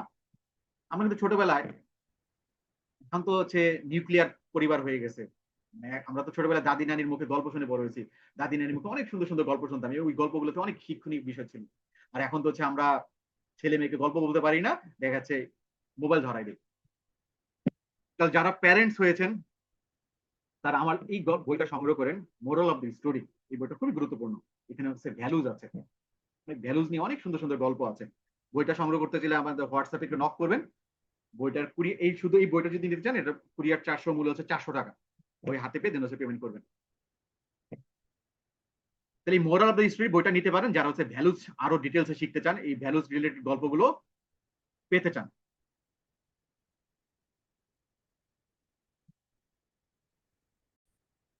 তাহলে ই যোগ আর যোগ ও, আশা করি এতটুকু একটু বুঝতে পেরেছেন। কাস্টমার রিজেক্ট করলো, এটা একটা ইভেন্ট। কাস্টমার বললো আমি এখন কিনবো না, এটা একটা ইভেন্ট। এটাতে কিন্তু আপনার কোনো নাই, মানে কোনো কি কন্ট্রোল নাই, কাস্টমার কিনবে নাকি কিনবে না। এবং কিন্তু এই ঘটনাতে আপনি রেসপন্স কিভাবে করতেছেন সেটা হচ্ছে খুবই গুরুত্বপূর্ণ। কাস্টমার কিনবে নাকি কিনবে না, এটা হচ্ছে একটা ইভেন্ট, এটার উপর আপনার কোনো কন্ট্রোল নাই। কিন্তু আপনার কন্ট্রোল আছে রেসপন্সে। এখন আপনি রেসপন্স কিভাবে করতেছেন, এখন আপনি উইক রেসপন্স করলেন। উইক রেসপন্সটা কিরকম হতে পারে? ঠিক আছে, ঠিক আছে, কিনবো না, ঠিক আছে। আপনি যদি এইভাবে রেসপন্স করেন তাহলে নো ফলো আপ, আউটকাম কি হবে? জিরো, সেল লস্ট, সেল হবে না। কাস্টমার বললো আমি এখন কিনবো না, এটা রেসপন্স কি হতে পারে? তাহলে কখন ফলো আপ করতে পারি? আপনি যদি এভাবে বলেন কখন ফলো আপ করতে পারি, এভাবে যদি রেসপন্স করেন তাহলে কি হবে? ফিউচার অপরচুনিটি, ভবিষ্যতে একটা সুযোগ তৈরি হবে যে আমি এখন কিনবো না, তাহলে হচ্ছে আমি আবার কবে আপনাকে নক করতে পারি, কতদিন পর আবার করতে পারি। এভাবে যদি অ্যাটলিস্ট বলেন তাহলে দেখেন হচ্ছে একটা ফিউচার অপরচুনিটি তৈরি হচ্ছে। আমি এখন কিনবো না, ও ঠিক আছে, এটা বলে চলে আসলেন, তাহলে আপনার সেল তো লস্ট হইলো। তাহলে দেখেন আপনার same event, different response, different result নিয়ে আসতেছে। সেম ইভেন্ট কিন্তু different response equal to different result. আরেকটা সিনারিও যদি শেয়ার করি, টার্গেট মিস হয়েছে। ইভেন্ট কি? মাস শেষে টার্গেট পূরণ হয়নি, একটা ইভেন্ট। এটা রেসপন্স কি হতে পারে? যে মার্কেট খারাপ, আপনি মার্কেট খারাপ এই জন্য টার্গেট হয় নাই। আউটকাম কি হবে? Next month same problem. আপনি যদি এভাবে নিজেকে মেসেজ দেন যে মার্কেট খারাপ এই জন্য টার্গেট পূরণ হয় নাই, সাতক্ষীরা মানুষ হচ্ছে পলিসি নিচ্ছে না, চিংড়ি ঘের এই সমস্যা সেই সমস্যা, বন্যায় চিংড়ির ভাইসা গেছে, এই জন্য সাতক্ষীরা মানুষ হচ্ছে পলিসি নিচ্ছে না, মার্কেট খারাপ। তাহলে তো এটা হচ্ছে উইক রেসপন্স হয়ে গেল। কিন্তু আপনি যদি এভাবে রেসপন্স, আমি কোথায় ইমপ্রুভ করতে পারি, মার্কেট তো খারাপ, আমি কোথায় ইমপ্রুভ করতে পারি, এভাবে যদি নিজেকে মেসেজ দেন তাহলে আউটকামটা কি হবে? আপনার স্ট্র্যাটেজি চেঞ্জ হবে, বেটার রেজাল্ট চলে আসবে।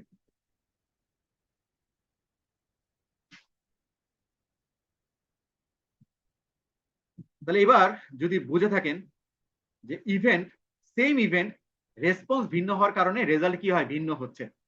তাহলে এবার আপনাদেরকে দুইটা ইভেন্ট শেয়ার করব, আপনারা একটু চ্যাট বক্সে লিখবেন, কুইজ আপনাদের জন্য। যে ইভেন্ট 1, ক্লায়েন্ট ফোন ধরছে না, এটা রেসপন্স আপনি কিভাবে করতে পারেন? নিজেকে কি মেসেজ দিতে পারেন যে ক্লায়েন্ট ফোন ধরছে না?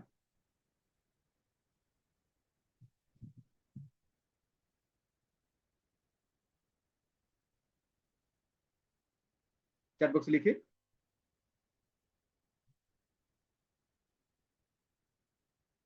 সালমা ম্যাডাম এই বইটা নিতে চাইলে হোয়াটসঅ্যাপে একটু নক করবেন, ঠিক আছে, আপনার কাছে দিয়ে দেওয়া হবে।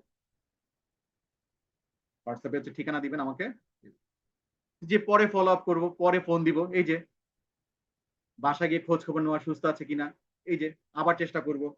আর একটা, ক্লায়েন্ট ফোন ধরছে না, ক্লায়েন্টকে একদম ব্লক লিস্টে দিয়ে দিলাম, আমার ফোন ধরতেছে না, আমি এত বড় একজন সিনিয়র একজন মানুষ, হ্যাঁ, আমাকে মূল্য নাই, আমি শাহিন, আমি এত বড় একজন ব্যবসায়ী নোয়াখালীর, আমার একটা মূল্য নাই, আমার ফোন ধরে না, যাক, তাকে ব্লক লিস্টে দিয়ে রাখলাম। তাহলে তো রেজাল্ট কি ভিন্ন হবে? ওকে, সুন্দর, আপনার সুন্দর দিচ্ছে। এবার আপনাদের কাছে দ্বিতীয়, কাস্টমার দাম বেশি বলছে, এটা রেসপন্স কি কি হতে পারে? কাস্টমার দাম বেশি বলছে, এটা রেসপন্স কি হতে পারে? হ্যাঁ, সাফার ভাই সুন্দর বলছে, হোয়াটসঅ্যাপ করে রাখবো। কাস্টমার দাম বেশি বলছে, এটা রেসপন্স কি কি করতে পারেন, কি কি হতে পারে?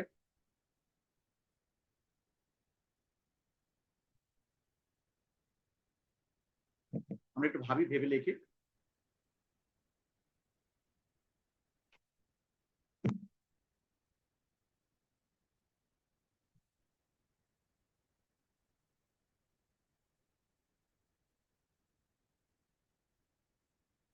Share uniqueness of the product, খুব সুন্দর বলেছেন।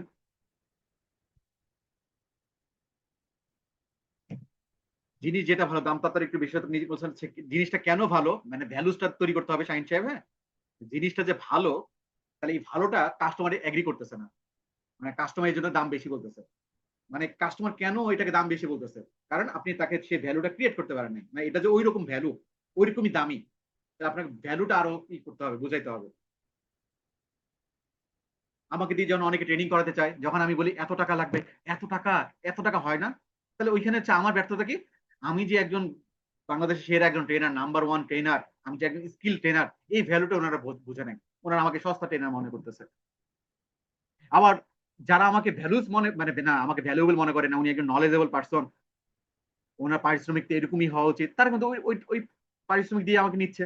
আবার যারা বলছে এত টাকা একদিনে ট্রেনিং এর জন্য, আর একটু কম হওয়া যায় না, তারা এই টাকা কথা কেন বলে, কেন বলে, কারণ হচ্ছে তারা আমার ভ্যালুসটা বুঝতেছেন। গ্রাহকের বাজেট সম্পর্কে জানা, ওকে, সুন্দর বলেছেন।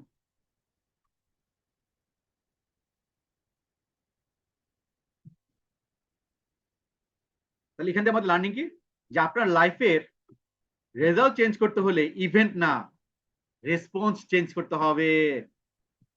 আপনার টার্গেট মানে হচ্ছে না ইভেন্ট না, আপনার রেসপন্স চেঞ্জ করতে হবে, আপনি কিভাবে রেসপন্স করতেছেন সেটা, তাহলে দেখবেন রেজাল্ট পরিবর্তন চলে আসবে ইনশাআল্লাহ। এবার যদি আমরা সামনে আগাই,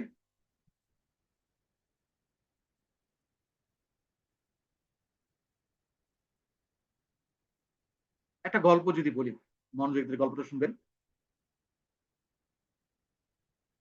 1970 সাল, মহাকাশে যাচ্ছে অ্যাপোলো 13, সবকিছু ঠিকঠাক, হঠাৎ একটা বিস্ফোরণ, ধুম, অক্সিজেনের ট্যাঙ্ক নষ্ট, লাইফ সাপোর্ট সিস্টেম ঝুঁকিতে, 3 জন নভোচারীর জীবন এখন ঝুলে আছে একটা সুতোয়। এই সময় নাসা কি করেছিল বলে আপনি মনে করেন?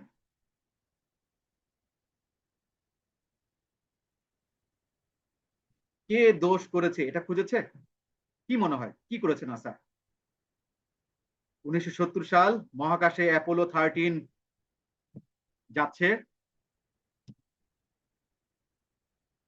কিছুক্ষণ পরেই মানে সবকিছু ঠিকঠাক, হঠাৎ করে একটা বিস্ফোরণ, এবং দেখা গেল কি অক্সিজেন ট্যাঙ্ক নষ্ট, এবং লাইফ সাপোর্ট হচ্ছে সিস্টেম ঝুঁকিতে, 3 জন নভোচারীর জীবন এখন ঝুলে আছে একটা সুতোয়।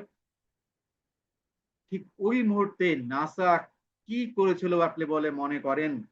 কে দোষ করেছে এটা খুঁজেছে? কি করেছিল বলে মনে করেন? চ্যাট বক্সে লিখি আমরা, কি করেছিল মনে করেন?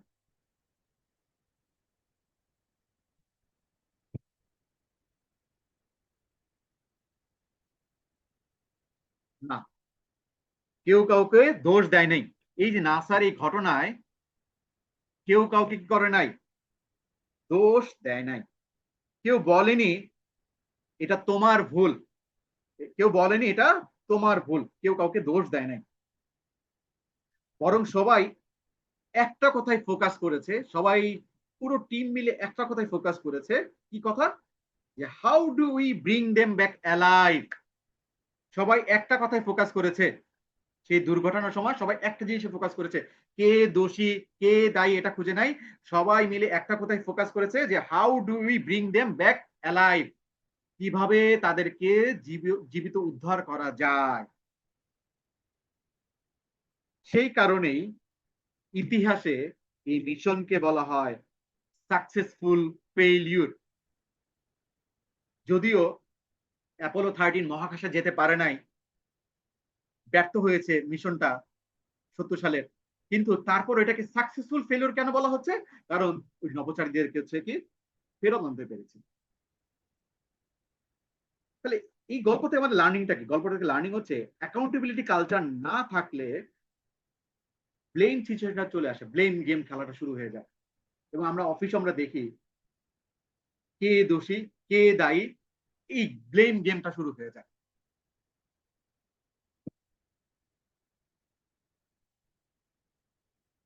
তাহলে আপনাদের কাছে প্রশ্ন, আপনার টিমের সমস্যা হলে আমরা কি ব্লেম করি নাকি সলভ করি? আপনারা কি করেন? আপনার টিমের সমস্যা হলে আমরা কি ব্লেম করি নাকি সলভ করি? আপনারা কি করেন? ব্লেম না সলভ?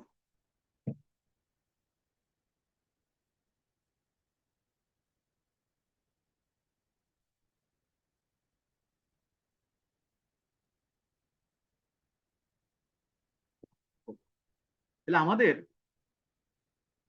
কোন একটা সমস্যা হলে আমরা ব্লেম গেম খেলবো না, আমরা কি করব? সমাধান খুঁজবো।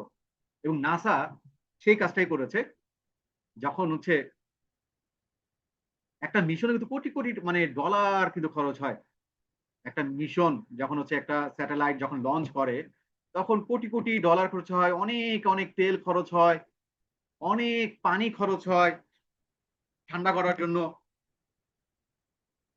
তাহলে যখন এই যে দেখেন অক্সিজেন সিলিন্ডারে যে ফুটা ছিল, এই ফল্ট, তখন কিন্তু ব্লেম গেম খেলা নেই। এই ফল্ট দেখলো না কেন, এই মানে ফুটা থাকা সত্ত্বেও কেন লঞ্চ করলো, এটা এরকম ব্লেম গেম খেলা নেই। তার ওই মূর্তি করে সমাধানটা কি, কিভাবে তাদেরকে জীবিত উদ্ধার করা যায়, তার ওই চেষ্টা করেছে সবসময়। অধিকাংশ আমরা ব্লেম করি। এই যখন তাহলে আমাদের এই কালচার থেকে হচ্ছে বের হয়ে আসতে হবে। অর্থাৎ অ্যাকাউন্টেবিলিটি কালচারটা নাই। তাহলে অ্যাকাউন্টেবিলিটি কালচার থাকলে ব্লেম নয়, সলিউশন আসে। তাহলে আমরা আমাদের এই অ্যাকাউন্টেবিলিটি কালচারটা হচ্ছে নিয়ে আসতে হবে, এটা নিয়ে আসতে হবে। এবং এখানে যারা হচ্ছে প্রতিষ্ঠানের মালিকরা আছেন, আপনি যদি আপনার টিমে চান এই অ্যাকাউন্টেবিলিটি কালচারটা যদি চলে আসে, অ্যাকাউন্টেবিলিটি কালচারটা কখন আসবে? যখন হচ্ছে টিমের গোলটা, প্রতিষ্ঠানের গোল পরিষ্কার থাকবে, প্রতিষ্ঠানের ভ্যালুস গুলো পরিষ্কার থাকবে। এখানে যারা হচ্ছে এইচআর হেড আছেন অথবা হচ্ছে বিভিন্ন প্রতিষ্ঠানের প্রধান আছেন, আপনার টিমের জন্য এই ট্রেনিংটা আয়োজন করতে পারেন অ্যাকাউন্টেবিলিটি নিয়ে, যেখানে আমরা হাতে কলমে আমরা শিখবো অ্যাকাউন্টেবিলিটিটা। আমি মানুষ অফলাইনেও কি করাই, ট্রেনিং করে। আজকে ট্রেনিং সেশন তো অনলাইনে হচ্ছে, আমি অফলাইনেও ট্রেনিং করাই। ওকে, তাহলে আমরা একটা গল্প শুনলাম। এবার যদি আমরা আরেকটা গল্প একটু শুনে আসি আপনাদেরকে। নাই, আরেকটা গল্প। চিনেন ওনাকে? এই ভদ্রলোককে চিনেন? কারা কারা চিনেন? একটু নামটা লেখেন দেখি, এই ভদ্রলোকের নামটা।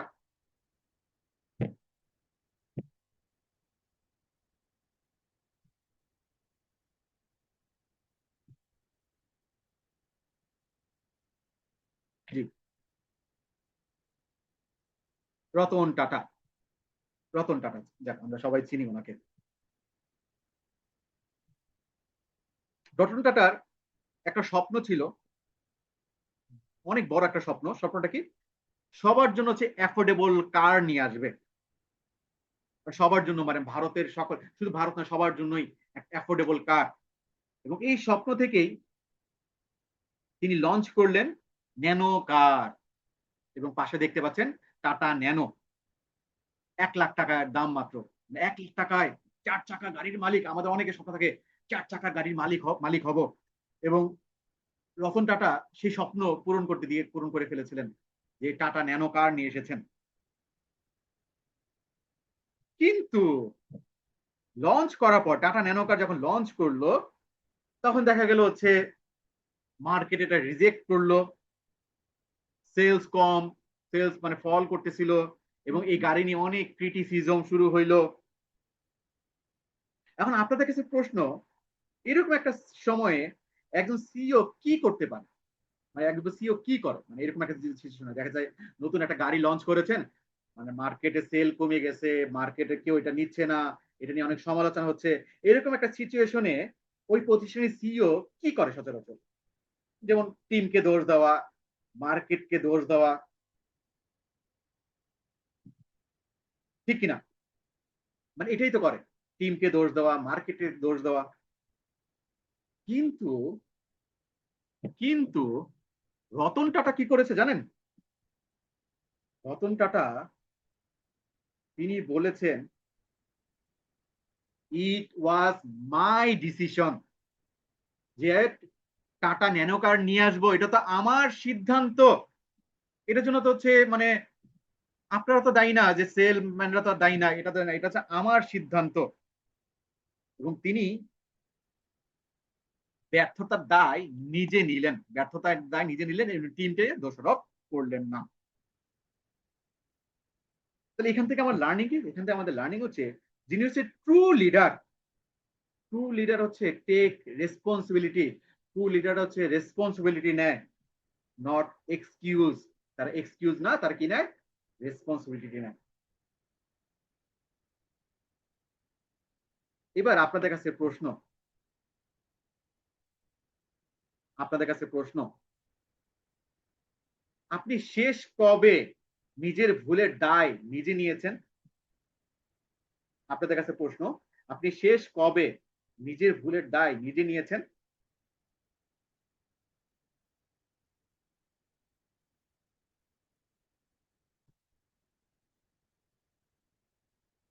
শাহিন সাহেবের মনে নেই যে ভুল হয়েছে, ভুল স্বীকার করেছেন। ফখরুল সাহেব আজকে নিয়েছি স্যার। ওকে, শেষ কবে মনে রাখি না।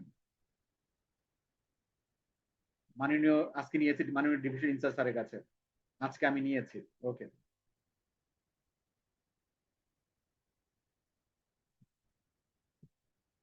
এই যে ভুলের দায় নেওয়াটা, এটা বিশাল বড় কিন্তু একটা যোগ্যতা। ঠিক আছে, এবার আমরা একটু দেখতে চাই একটু সেলফ ইভালুয়েশন। 1 থেকে 10-এর ভিতর আপনি অ্যাকাউন্টেবিলিটির ক্ষেত্রে যে আপনি নিজেকে কতটুকু অ্যাকাউন্টেবল মনে করেন, নিজেকে যদি নাম্বার দিতে বলা হয় 1 থেকে 10-এর ভিতর আপনি নিজেকে কতটুকু নাম্বার দিবেন? আমরা একটু লিখি, সময় 20 সেকেন্ড। যে 1 থেকে 10-এর ভিতর নিজেকে যদি নাম্বার দিতে বলা হয়, আপনি নিজেকে কতটুকু নাম্বার দিবেন? রফিক সাহেব 8 দিবেন, সিরাজুল সাহেব 5 দিবেন, রুবেল সাহেব 9 দিবেন বলতেছেন, আলমগীর হায়দার সাহেব 8 দিবেন, খোরশেদ আলম 9 দিবেন, সাফাত সাহেব 8, শাহিন সাহেব 5, ওসমান গনি 7, সালমা ম্যাডাম 8, তুহিন সাহেব 7। অন্যরা লিখি নিজেকে কত নাম্বার দিবেন। ফখরুল সাহেব 5, শাহজাহান সাহেব 4। যিনি ভিভো এটা লিখেন, আপনি ভিভো লিখে রাখছেন, আমি তো হচ্ছে ভিভো করে ফেলবো, নামটা লিখতে হবে। ভিভোর ব্র্যান্ডিং করতেছেন, নিজের ব্র্যান্ডিং করতে হবে। হ্যাঁ, ভিভো 5 দিবেন, আরমান সাহেব 8। ওকে, এবার দেখি তাহলে আপনি অ্যাকচুয়ালি কতটুকু অ্যাকাউন্টেবল। এবার আমরা একটু, এটা তো আপনি নিজে নিজেকে নাম্বার দিয়েছেন, এবার আমরা একটু সার্ভে করে দেখব, পরীক্ষা করে দেখবা আপনি আসলেই কতটুকু। এবার আমি একটু পরীক্ষা করে দেখবো যে আপনি আরমান সাহেবকে আসলেই 8, ভিভো কি আসলেই 5, সালমা ম্যাডাম কি আসলেই এত। এবার আমরা একটু পরীক্ষা করে দেখবো। একটু কাগজ কলম একটু সাথে নেন, আশা করি সবার কাছে কাগজ কলম চলে এসেছে। কাগজ কলম সাথে নেন, আমরা হচ্ছে এখন হচ্ছে আপনাকে 15টা প্রশ্ন করব। এই 15টা প্রশ্ন যদি আপনি সব সময় করেন তাহলে 5 দিবেন, অধিকাংশ সময় করেন তাহলে 4 দিবেন, মাঝামাঝি করলে 3 দিবেন, একদমই করেন না তাহলে 1 দিবেন, অনেক সময় করেন তাহলে 2 দিবেন। আশা করি বোঝাতে পেরেছি। যদি অলওয়েজ 100 সব সময় করেন তাহলে 5, মাঝামাঝি করলে 3, অধিকাংশ সময় করলে 4, একদমই করেন না তাহলে 1, হঠাৎ হঠাৎ করেন তাহলে 2। আশা করি বোঝাতে পেরেছি আপনাকে। তাহলে 15টা কথা বলবো, এভাবে 1, 2, 3, 4, 5 এভাবে নাম্বার দিবেন। ঠিক আছে, চ্যাট বক্সে দিবেন এবং হচ্ছে পরে একটু লিখবেন, টোটাল কাউন্ট করবেন। চ্যাট বক্সে লিখবো না, ওটা সাদা কাগজে লিখবো আমরা, টোটালটা শেষে চ্যাট বক্সে লিখবেন, টোটাল করে পরে চ্যাট বক্সে লিখবেন। তো সবার কি কাগজ কলম নেওয়া হয়ে গেছে? আশা করি নেওয়া হয়ে গেছে। তাহলে আপনাদের কাছে এবার হচ্ছে প্রশ্ন, এবং এখান থেকে আপনি বুঝতে পারবেন যে আমাদের অ্যাকাউন্টেবিলিটির এরিয়া কোথায় কোথায় আমাদের অ্যাকাউন্টেবল হতে হবে। যেমন পার্সোনাল রেসপন্সিবিলিটির ক্ষেত্রে, ব্যক্তিগত দায়বদ্ধতার ক্ষেত্রে, যে আমি আমার ভুল স্বীকার করতে দ্বিধা করি না, এই স্টেটমেন্টে আপনি নিজেকে কত নাম্বার দিবেন? 5, 4, 3, 2, 1। 1 দিয়ে এবং নাম্বার লিখে ফেলেন, 1, 2, 3, 4, 5 নাম্বার দিয়ে ফেলেন। আমার সাথে সাথে যান, তাহলে তাড়াতাড়ি হবে। 2 নাম্বার, কোনো কাজ খারাপ হলে আমি অন্যকে দোষ দেই না। এটা যদি সব সময় করেন তাহলে 5, বেশিরভাগ সময় করেন তাহলে 4 দিবেন, মাঝে মাঝে করলে 3 দিবেন, খুব কম করলে 2, আর কখনই করেন না এটা তাহলে 1 দিবেন। আমি আমার কাজের ফলাফলের দায় নেই। সব সময় নেন তাহলে 5, বেশিরভাগ হলে 4, মাঝে মাঝে হলে 3, খুব কম হলে 2, কখনই না হলে 1। আশা করি নাম্বার দিয়েছেন। এবার আমরা কমিটমেন্ট এন্ড ওনারশিপ এই বিষয়ে যদি প্রশ্ন করি আপনাদেরকে, আমি যে কাজের প্রতিশ্রুতি দেই তার সময় মতো শেষ করি, এটা কি সবসময় করেন, বেশিরভাগ সময় করেন, মাঝামাঝি করেন, খুব কম করেন, না কখনই না করেন? এভাবে নাম্বার দেন। কাজ কঠিন হলেও আমি আমার দায়িত্ব থেকে পিছু হটি না, নিজেকে নাম্বার দেন।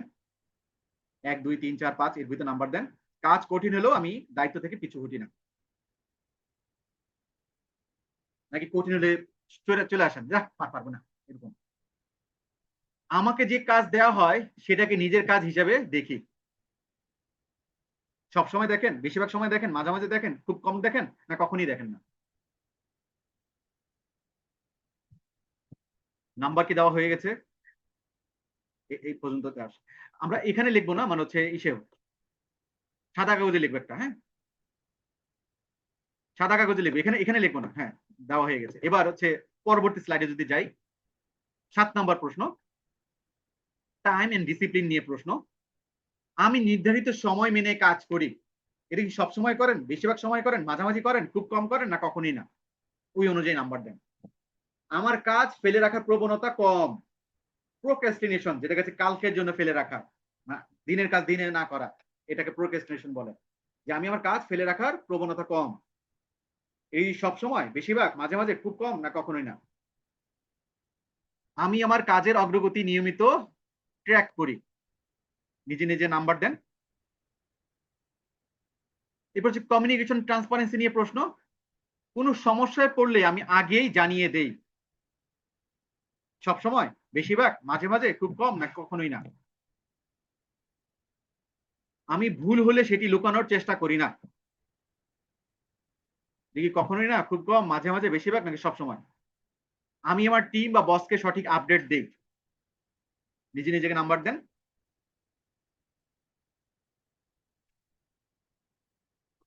এই স্লাইডে সবার নাম্বার দেওয়া কি শেষ? কেউ একজন লেখেন যে দেওয়া শেষ কিনা, এই স্লাইডে সবার নাম্বার দেওয়া শেষ কিনা।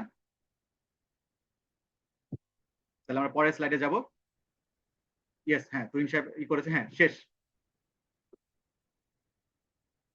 এবার সর্বশেষ আর আর বাকি 3টা প্রশ্ন, যে গ্রোথ মাইন্ডসেট, উন্নয়ন মনোভাব আপনাকে এরকম, যে আমি আমার ভুল থেকে শেখার চেষ্টা করি, দেখি সবসময় করেন, বেশিরভাগ সময় করেন, মাঝে মাঝে করেন, খুব কম করেন, না কখনই করেন না?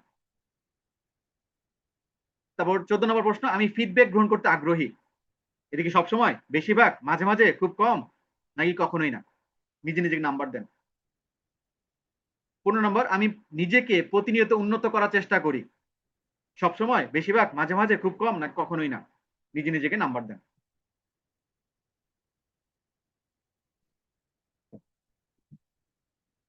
যাদের নাম্বার দেওয়া হয়ে গেছে, এবার এই 15টা প্রশ্নের উত্তরগুলো একটু যোগ করে ফেলেন। এখানে লিখবেন না, মানে খাতায় লিখে টোটালটা যোগ করে ফেলেন। এই 15টা প্রশ্ন মিলে আপনি কত পেলেন? সময় হচ্ছে 30 সেকেন্ড, 30 সেকেন্ডের ভিতরে একটু কাউন্ট করে ফেলেন।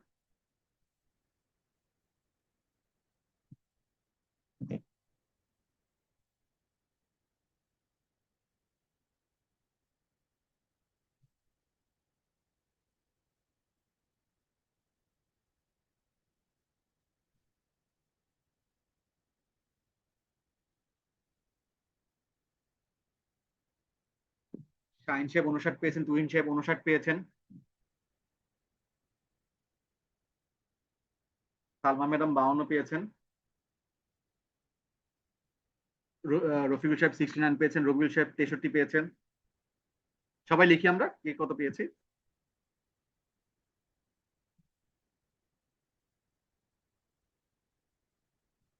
টোটাল করে লিখবো, মানে হচ্ছে যোগ করবে কি? ওসমান গনি 52 পেয়েছেন,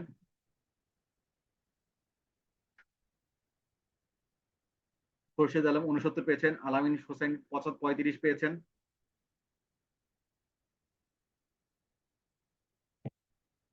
সবাই লিখি।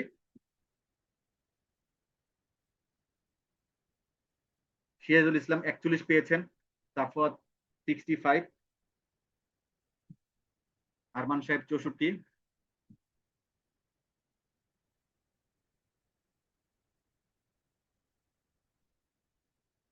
8-10 সেকেন্ড সময় নিব, লিখে ফেলি সবাই কে কত পেয়েছেন।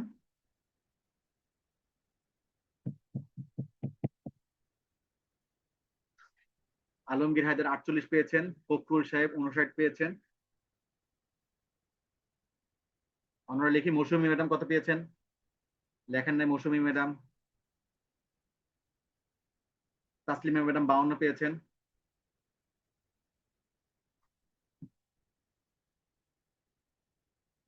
মৌতলা বাজার 65 পেয়েছেন। মোস্তফা সাহেব 64 পেয়েছেন। অন্যরা লিখি যারা লিখেনি এখনো।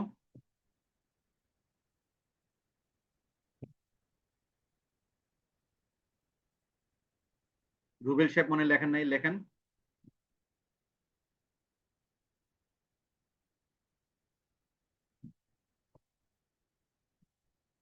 ওকে, এবার আমরা যদি এবার রেজাল্টটা দেখে আসি যে আপনার নাম্বার কি বলতেছে, গবেষণা কি বলতেছে। লেভেল, আমরা যদি অ্যাকাউন্টেবিলিটি লেভেল কত আপনার লেভেল, আপনি যদি 60 থেকে 75 পান তাহলে হচ্ছে আপনার হাই অ্যাকাউন্টেবিলিটি, অনেক উচ্চ দায়বদ্ধতা আপনার ভিতরে আছে। হাই অ্যাকাউন্টেবিলিটি যদি আপনি 60 থেকে 75 পান। যদি 45 থেকে 59 পান তাহলে মডারেট অ্যাকাউন্টেবিলিটি, মানে মাঝারি মাঝারি আপনার ভিতরে মডারেট অ্যাকাউন্টেবিলিটি আছে। যদি 30 থেকে 44 পান তাহলে লো অ্যাকাউন্টেবিলিটি, এবং 15 থেকে যদি 29 পান তাহলে ক্রিটিক্যাল জোন, ঝুঁকিপূর্ণ। দেখ আমাদের ভিতরে এখানে ক্রিটিক্যাল জোনের কেউ নাই, ঝুঁকিপূর্ণ অবস্থায় কেউ নাই, আমাদের এখানে হাই অ্যাকাউন্টেবিলিটি বা মডারেট এরকম আছেন। আপনাদের তাহলে যদি ফিডব্যাক দিতে চাই যে আপনাকে কোথায় ইমপ্রুভ করতে হবে, ফিডব্যাকটাও দিয়ে দিচ্ছি যাতে আপনারা নিজেকে ইমপ্রুভ করতে পারেন, আপনার করণীয় কি সেটা যদি করতে পারেন, বুঝতে পারেন।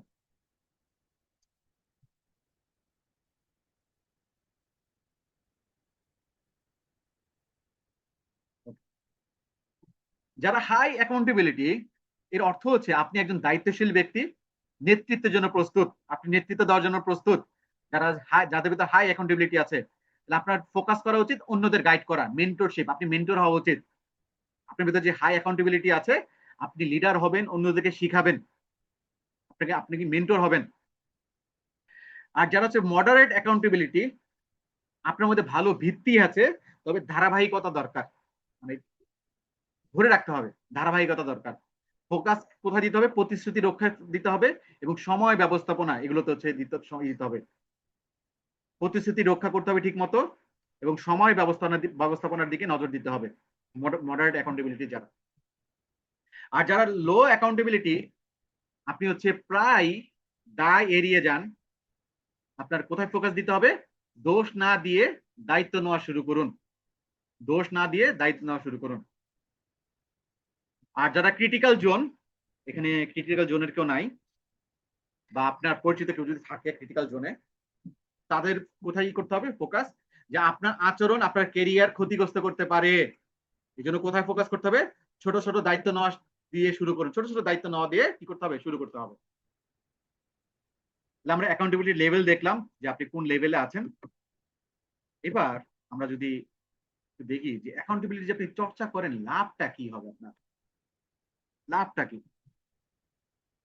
দেখেন, সৃষ্টিকর্তা আপনাকে কিছু দায়িত্ব দিয়ে পৃথিবীতে কিন্তু পাঠিয়েছে, সৃষ্টিকর্তা আপনাকে কিছু দায়িত্ব দিয়ে পাঠিয়েছে, এবং আপনি যখন হচ্ছে মারা যাবেন, সৃষ্টিকর্তার সামনে যখন আবার হাজির হবেন, আপনাকে কিন্তু হচ্ছে বিচার দিবসের মালিক, বিচারের সম্মুখীন হইতে হবে। এবং যারা বিচারের সম্মুখীন, বিচার দিবসে বিশ্বাস করে যে না আমার প্রত্যেকটা কাজের জবাবদিহি করতে হবে, প্রত্যেকটা কর্মের বিচার হবে, তারা কিন্তু হচ্ছে অ্যাকাউন্টেবিলিটি চর্চা করে, তাদের ভিতরে হাই অ্যাকাউন্টেবিলিটি। এবং আমরা এরকম অনেক মানুষকে দেখি, মাঝে মাঝে পত্রিকায় এরকম দেখেছিলাম যে হচ্ছে এক ব্যক্তি যখন স্টুডেন্ট অবস্থায় ছিল তখন হচ্ছে অনেক সময় বিনা ভাড়ায় হচ্ছে রেলে ভ্রমণ করেছে, এবং যখন বিনা ভাড়ায় রেলে ভ্রমণ করেছে তারা তখন তার ভিতরে হচ্ছে কোনো অপরাধ বোধ কাজ করে নাই, তার ভিতরে অ্যাকাউন্টেবিলিটি ছিল না, মানে এটাকে সেই মনে করেছে। কিন্তু যখন সে অবসরে গেছে তখন তার ভিতর এই বোধটা যখন জাগ্রত হয়েছে, অ্যাকাউন্টেবিলিটি বোধটা জাগ্রত হয়েছে, আমি তো অন্যায় করেছি, আমার তো হচ্ছে দায়িত্বশীল হইতে হবে, আমি হচ্ছে বিনা টাকায় ভ্রমণ করেছি। তখন সে কি করেছে, যত টাকা বিনা যতবার বিনা বা আনুমানিক একটা হিসাব করে ওই টাকা রেলওয়ে কর্তৃপক্ষকে ফেরত দিয়েছে এবং এটা পত্রিকায় শিরোনামও হয়েছে যে হচ্ছে একজন ব্যক্তি বিনা টিকিটে এসে রেলওয়ে ভ্রমণ করেছে, অবসরে এসে হচ্ছে পরেই করেছে। তাহলে উনি এই কাজটা কেন করেছে? ওনার ভিতরে অ্যাকাউন্টেবিলিটি বোধ জাগ্রত হয়েছে। তাহলে আমরা এই পৃথিবীতে কিছু দায়িত্ব নিয়ে পৃথিবীতে এসেছি এবং সেই দায়িত্ব ঠিক মতো পালন করতে পারতেছেন কি না এটা খুবই গুরুত্বপূর্ণ। এবং দায়িত্বগুলো যখন ঠিকমতো পালন করতে পারবেন তখন সৃষ্টিকর্তার সামনে যখন হাজির হবেন তখন একজন অ্যাকাউন্টেবল পার্সন হিসেবে হাজির হবেন। এবং যারা অ্যাকাউন্টেবল এটা রিওয়ার্ড আল্লাহ কিন্তু দিবেন তখন। এই পৃথিবী তো দুনিয়াতেও পাবেন, আখিরাতেও পাবেন, পরকালেও কিন্তু পাবেন। এবং আপনি যখন অ্যাকাউন্টেবল হবেন তখন সবাই আপনাকে ম্যাচিউরড মনে করবে যে সালমা ম্যাডাম একজন ম্যাচিউরড পার্সন। আপনাকে সবাই তখন ট্রাস্ট করবে, বিশ্বাস করবে, কারণ আপনি এই দায়িত্ব নিয়ে কাজ করতে পারেন, আপনার উপর ভরসা করা যায়, আপনি একজন ট্রাস্টেবল। এবং যখন আপনি দায়িত্ব নিয়ে কাজ করবেন তখন কি হবে? আপনার পারফরমেন্স বৃদ্ধি পাবে। এবং যখন আপনি দায়িত্ব নিয়ে কাজ করবেন, নিজের কাছে নিজে কমিটেড থাকবেন, নিজের কাছে নিজে স্বচ্ছ থাকবেন, তখন নিজের কাছে কি স্বচ্ছ থাকতে পারবেন, একটা সেলফ স্যাটিসফ্যাকশন চলে আসবে আপনার ভিতর। এবং যারা অ্যাকাউন্টেবল তারাই কি পায়? কর্মক্ষেত্রে অগ্রাধিকার পায়, তারাই কর্মক্ষেত্রে অগ্রাধিকার পায়।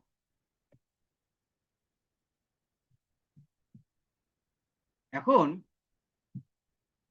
আমি তো বলি আমি তো অ্যাকাউন্টেবল, আমি তো অ্যাকাউন্টেবল, সালমা ম্যাডাম বলতেছে আমি অ্যাকাউন্টেবল, আমরা সবাই অ্যাকাউন্টেবল হতে চাই, কিন্তু আসলে কি অ্যাকাউন্টেবল হতে পারতেছি? কেমনে বুঝবো মানে অ্যাকাউন্টেবল হওয়ার লক্ষণটা কি? মানে অ্যাকাউন্টেবল যে হচ্ছি লক্ষণটা কি? এই লক্ষণ তখন বুঝবেন যখন আপনি বি প্রোঅ্যাক্টিভ হবেন। বি প্রোঅ্যাক্টিভ মানে কি? বি প্রোঅ্যাক্টিভ হচ্ছে যে আপনি শুধু আপনাকে ঠেললে আপনি কাজ করবেন, না ঠেললে কাজ করেন না, এরকম যেন না হয়। ঠেলাগাড়ি কোম্পানি হওয়া যাবে না। আপনি যদি ঠেলাগাড়ি কোম্পানি হন তাহলে আপনি অ্যাকাউন্টেবল না। ঠেলাগাড়ি কি ঠেললে কাজ করে। সালমা ম্যাডামকে ঠেললে পরে সে হচ্ছে ব্যবসা করতে যায় ক্লোজিং এর এক মুহূর্তে, ও সালমা কালকে তো আমাদের ক্লোজিং, ব্যবসা দাও না কেন? ও কাল ক্লোজিং, যাই যাই একটু কাজ করে আসি। মানে সালমাকে ঠেললে তখন সালমা কাজ করে, তখন তো সালমা প্রোঅ্যাক্টিভ না। আপনি যখন হচ্ছে প্রোঅ্যাক্টিভ হবেন তখন নিজ দায়িত্বে স্বপ্রণোদিত হয়ে আপনি কাজ করা, যে স্বপ্রণোদিত হয়ে কাজ করে এটাকে বলে প্রোঅ্যাক্টিভ, নিজ থেকে কাজ করা। এবং এটা খুবই গুরুত্বপূর্ণ প্রোঅ্যাক্টিভ হওয়াটা। তাহলে প্রোঅ্যাক্টিভ মানে কি? স্বপ্রণোদিত হয়ে কাজ করা। এবার হচ্ছে ব্রিং সলিউশন, সমাধান নিয়ে আসা। খালি প্রবলেম, যে বস এই সমস্যা, বস এই সমস্যা, বস এই সমস্যা, খালি সমস্যা যদি খুঁজে নিয়ে আসেন, বসের কাছে সমস্যা নিয়ে আসেন তাহলে তো হবে না। সলিউশন, সমাধান নিয়ে আসতে হবে। সমাধানটা কি? সমাধানটা কি? এরপর হচ্ছে একসেপ্ট ক্রিটিসিজম। ক্রিটিসিজম একসেপ্ট করতে পারেন কিনা, নাকি আপনাকে একটু সমালোচনা করলে আপনি হাল ছেড়ে দেন। যেটা ওই শুরুতে বললাম যে দুজন ছাত্রকে শিক্ষক কি করেছে? ফিডব্যাক দিয়েছে, একটু বকা দিয়েছে, ক্রিটিসিজম করেছে। একজন অ্যাকাউন্টেবল না দেখে পড়ালেখাই ছেড়ে দিয়েছে, আরেকজন অ্যাকাউন্টেবল চর্চা করতে পেরেছে দেখে সে নিজেকে ডেভেলপ করে পরের পরীক্ষায় একদম ফার্স্ট হয়ে গেছে। এই যে আপনার বস আপনাকে একটা ঝাড়ি দিল, আপনি ক্রিটিসিজম নিতে পারতেছেন কিনা সেটা খুব গুরুত্বপূর্ণ। এবং অ্যাডমিট দ্য ফল্ট, দোষ হলে দোষ স্বীকার করতে পারেন কিনা, অ্যাডমিট করতে পারেন কিনা, স্বীকার করতে পারেন কিনা, সেটা হচ্ছে খুবই গুরুত্বপূর্ণ। এবং এই কাজগুলো যদি করতে পারেন তাহলে বুঝবেন আপনি কি হতে পেরেছেন? অ্যাকাউন্টেবল হতে পারছেন। এবং আপনি বলতে পারেন হ্যালো আই এম অ্যাকাউন্টেবল, এটা আপনি তখন বলতে পারবেন।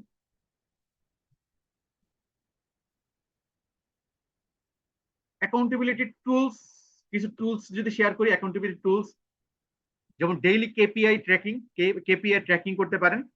কেপিআই মানে কি? কি পারফরমেন্স ইন্ডিকেটর। কি পারফরমেন্স ইন্ডিকেটর। এইচআর যেমন হচ্ছে বছর শেষে কিন্তু আপনার পারফরমেন্স মনিটর করে এই কেপিআই দিয়ে, যে সারা বছর আপনি কি কি কাজ করেছেন, কি কি ইন্ডিকেটর, মার্কেট ভিজিট কয়টা করছেন, কয়টা পলিসি মানে কয়টা প্রোডাক্ট সেল করেছেন, কতটুকু গ্রোথ হয়েছে, বিভিন্ন ইন্ডিকেটর থাকে। তাহলে এই ইন্ডিকেটর গুলো আপনি মনিটর করেন যে আপনার কি কি কেপিআই আছে, সেই কেপিআই গুলো ট্র্যাকিং করেন। এবং একজন অ্যাকাউন্টেবিলিটি পার্টনার রাখা খুবই গুরুত্বপূর্ণ। অ্যাকাউন্টেবিলিটি পার্টনার কি করবে? যে আপনাকে হচ্ছে মোটিভেট করবে, আপনাকে চ্যালেঞ্জ করবে। অ্যাকাউন্টেবিলিটি পার্টনার যে আপনাকে বলবে এই তুমি কিন্তু এই ক্ষেত্রে অ্যাকাউন্টেবল হও নাই, দোষ স্বীকার করো নাই, এরকম একজন পার্টনার রাখা খুবই গুরুত্বপূর্ণ।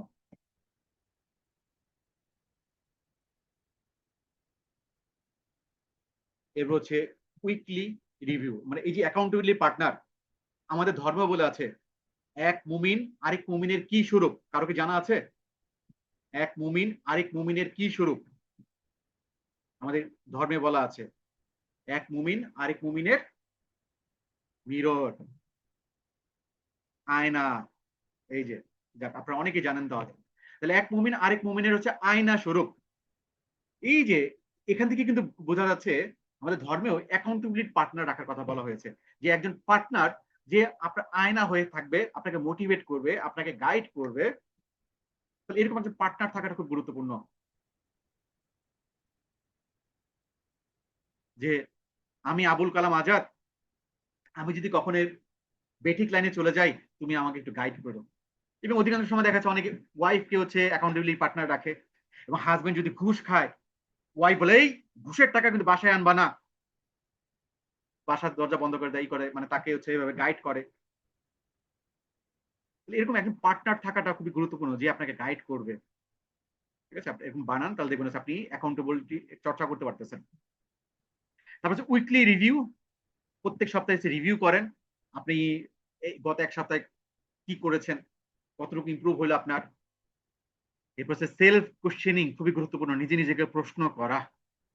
এবং কিছু পাওয়ারফুল সেলফ কোশ্চেনিং যদি বলি আপনাদেরকে, যেমন নিজে নিজেকে প্রশ্ন করেন, রাতে যখন ঘুমাতে যাবেন নিজে নিজে প্রশ্ন করেন, আজ সারাদিন আমি কি শিখলাম, আজ সারাদিন আমি কি কি শিখলাম।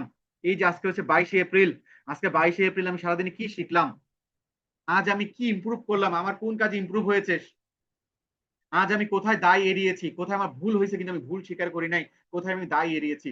এইভাবে একটু জার্নালিং করা খুব গুরুত্বপূর্ণ।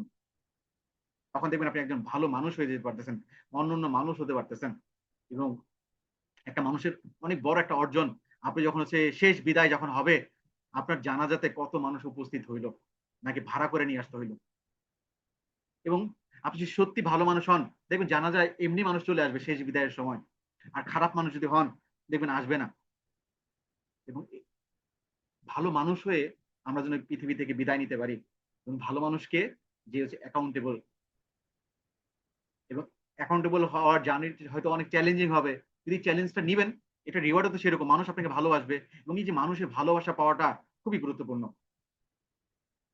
তাহলে আমরা কি মানুষের ভালোবাসা নিয়ে এবং একজন অ্যাকাউন্টেবল পার্সন হয়ে এই পৃথিবী থেকে বিদায় নিতে চাই? কারা কারা নিতে চাই? কারা কারা নিতে চাই যে একজন অ্যাকাউন্টেবল পার্সন হয়ে, একজন ভালো মানুষ হয়ে এই পৃথিবী থেকে যেন বিদায় নিতে পারি? ওকে, আমরা সবাই এই নিয়োগটা করতেছি। এবং আপনাদের এই কাজটা যেন সহজ হয়, এটার জন্য কিন্তু আমরা এই ভ্যালুস উপর আমরা এই ট্রেনিং করাচ্ছি। এই অ্যাকাউন্টেবিলিটি ভ্যালুর উপর কিন্তু কেউ ট্রেনিং করে না। অনেকে আমাকে বলছে এই টপিকের উপর কেউ ট্রেনিং করায়? মানে কোথাও কোনো ট্রেনিং প্রতিষ্ঠান দেখবেন না। এবং এটার উপর দেখেন এই 2 ঘন্টার যে আলোচনা, হাতে কলমে এটা নেক্সট লেভেলে শুরু করেছে। আমরা এরকম ট্রেনিং মানে ভ্যালুজ এর উপর এরকম ট্রেনিং আমরা প্রত্যেক মাসে একটা করে করি। আপনাদের আমন্ত্রণ রইল, পরের মাসে আপনারা জয়েন করবেন। যার সামর্থ্য সবচেয়ে বেশি সে সবচেয়ে বেশি দিবেন, যার সামর্থ্য কম সে অল্প দিবেন, কিন্তু সামর্থ্য থাকার পরেও অল্প দিয়েন না, এটা থাকবে। এবং যারা সবচেয়ে বেশি পেমেন্ট করবে তাকে আমরা হচ্ছে তার নাম আমরা মেনশন করি। আমরা আবারও শ্রদ্ধার সাথে স্মরণ করতে যাচ্ছি এমডি ফখরুল ইসলামকে, যিনি আজকের ট্রেনিং এ সবচেয়ে হাইয়েস্ট পেমেন্ট করেছেন।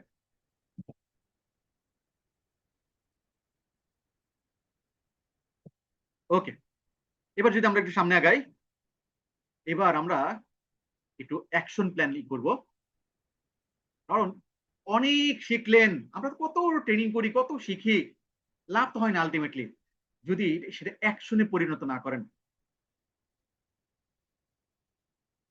মানে কথা আছে না, জানার নাম ইসলাম না, মানার নাম হচ্ছে ইসলাম। মানে আপনি ইসলাম সম্পর্কে অনেক জানেন কিন্তু মানেন না, লাভ তো হইলো না। জানার নাম ইসলাম না, মানার নামটা হচ্ছে ইসলাম, আমরা অনেক এভাবে বলি। তাহলে আপনি অনেক নলেজ নিলেন কিন্তু অ্যাকশন হইলো না, তাহলে তো হইলো না। তাহলে আজকের এই আলোচনার পর সবাই একটু চ্যাট বক্সে লেখেন, 3টে কমিটমেন্ট লেখেন, কি কি করবেন, মানে কি কি কাজে পরিবর্তন আনবেন আজকে ট্রেনিং এর পর, আপনার অ্যাকশন কি কি হবে। আমরা 1 মিনিট একটু ভাবেন, ভেবে তারপর হচ্ছে লেখেন যে আজকে ট্রেনিং এর পর নিজের ভিতর কি কি পরিবর্তন নিয়ে আসবেন, আপনার কি কি অ্যাকশন হবে, 3টা কমিটমেন্ট যে আজকে ট্রেনিং সেশনের পর। 1 মিনিট ভাবেন, ভেবে হচ্ছে লেখেন।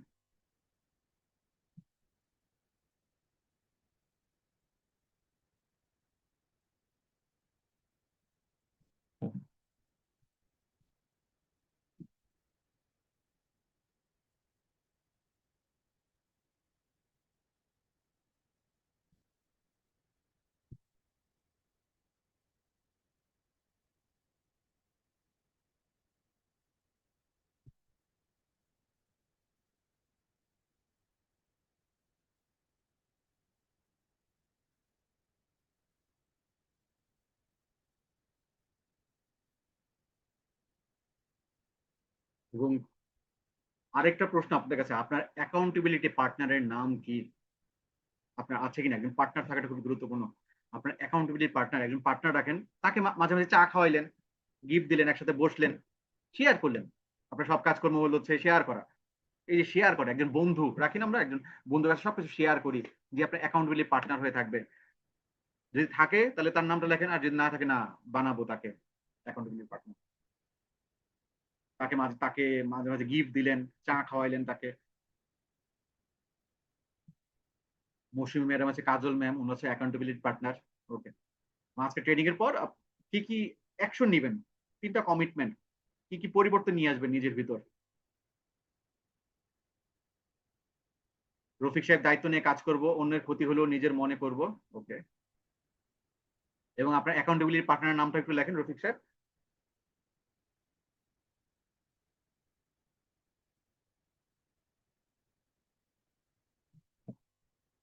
Sadia Akter, Sadia accountability partner. তার কাছে সবকিছু শেয়ার করবেন, হ্যাঁ, তার কাছে স্বচ্ছ থাকতে হবে, অ্যাকাউন্টেবিলিটি পার্টনার কাছে সবকিছু স্বচ্ছ থাকতে হবে, তার কাছে স্বচ্ছ থাকতে হবে।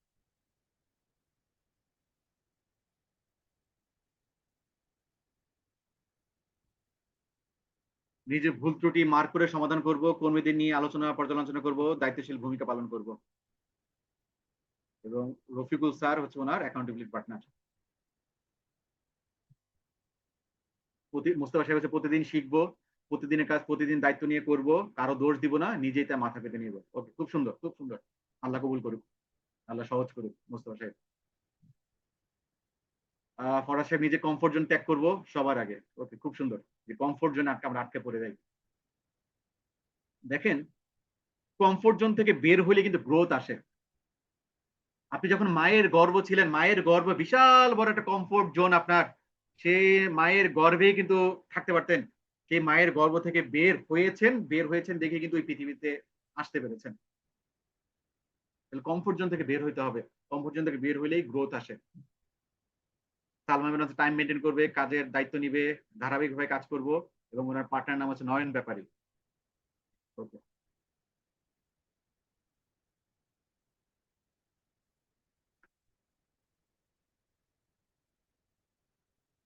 অন্যরা লেখে। এই অ্যাকশন প্ল্যানটা খুবই গুরুত্বপূর্ণ। আমরা অ্যাকশন প্ল্যান আর 2 মিনিট সময় নিব।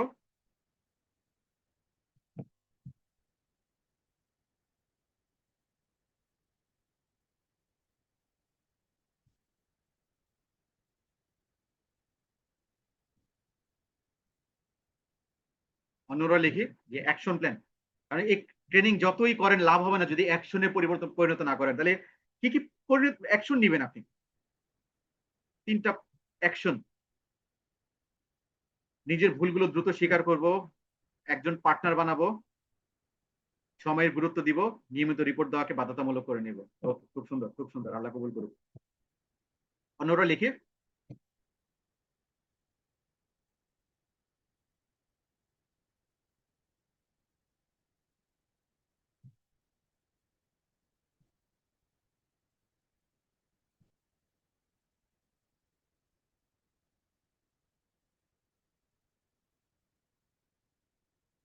নিজের দোষ বের করব, অজুহাত না দিয়েই করব। আরো সময় বাড়াইতে হবে, আরো শিখতে হবে, ভুল স্বীকার করে তাতে শিখে নিতে হবে। কাজকে নিজের মনে করব, অন্যের উপর দোষ দিব না, সময়ের কাজ সময়ে করব। খুব সুন্দর, আল্লাহ কবুল করুক।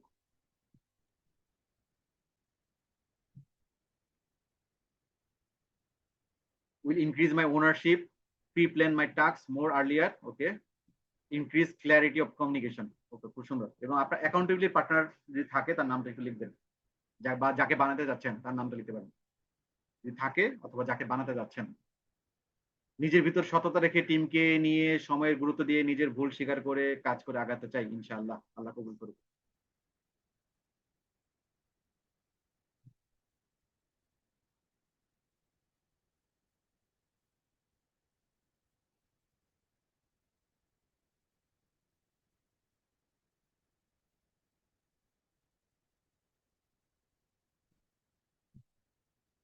আর 1 মিনিট সময় নিব, অনরা লিখি আমরা।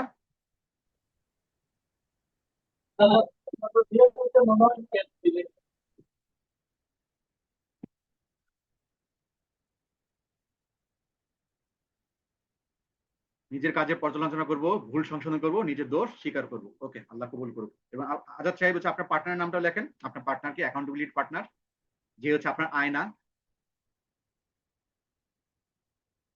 আপনাকে গাইড করবে। এই আজাদ, তুমি কিন্তু বেলানে চলে গেছো, এই কাজটা হয় নাই, এরকম আপনাকে গাইড করবে, এরকম একজন পার্টনার।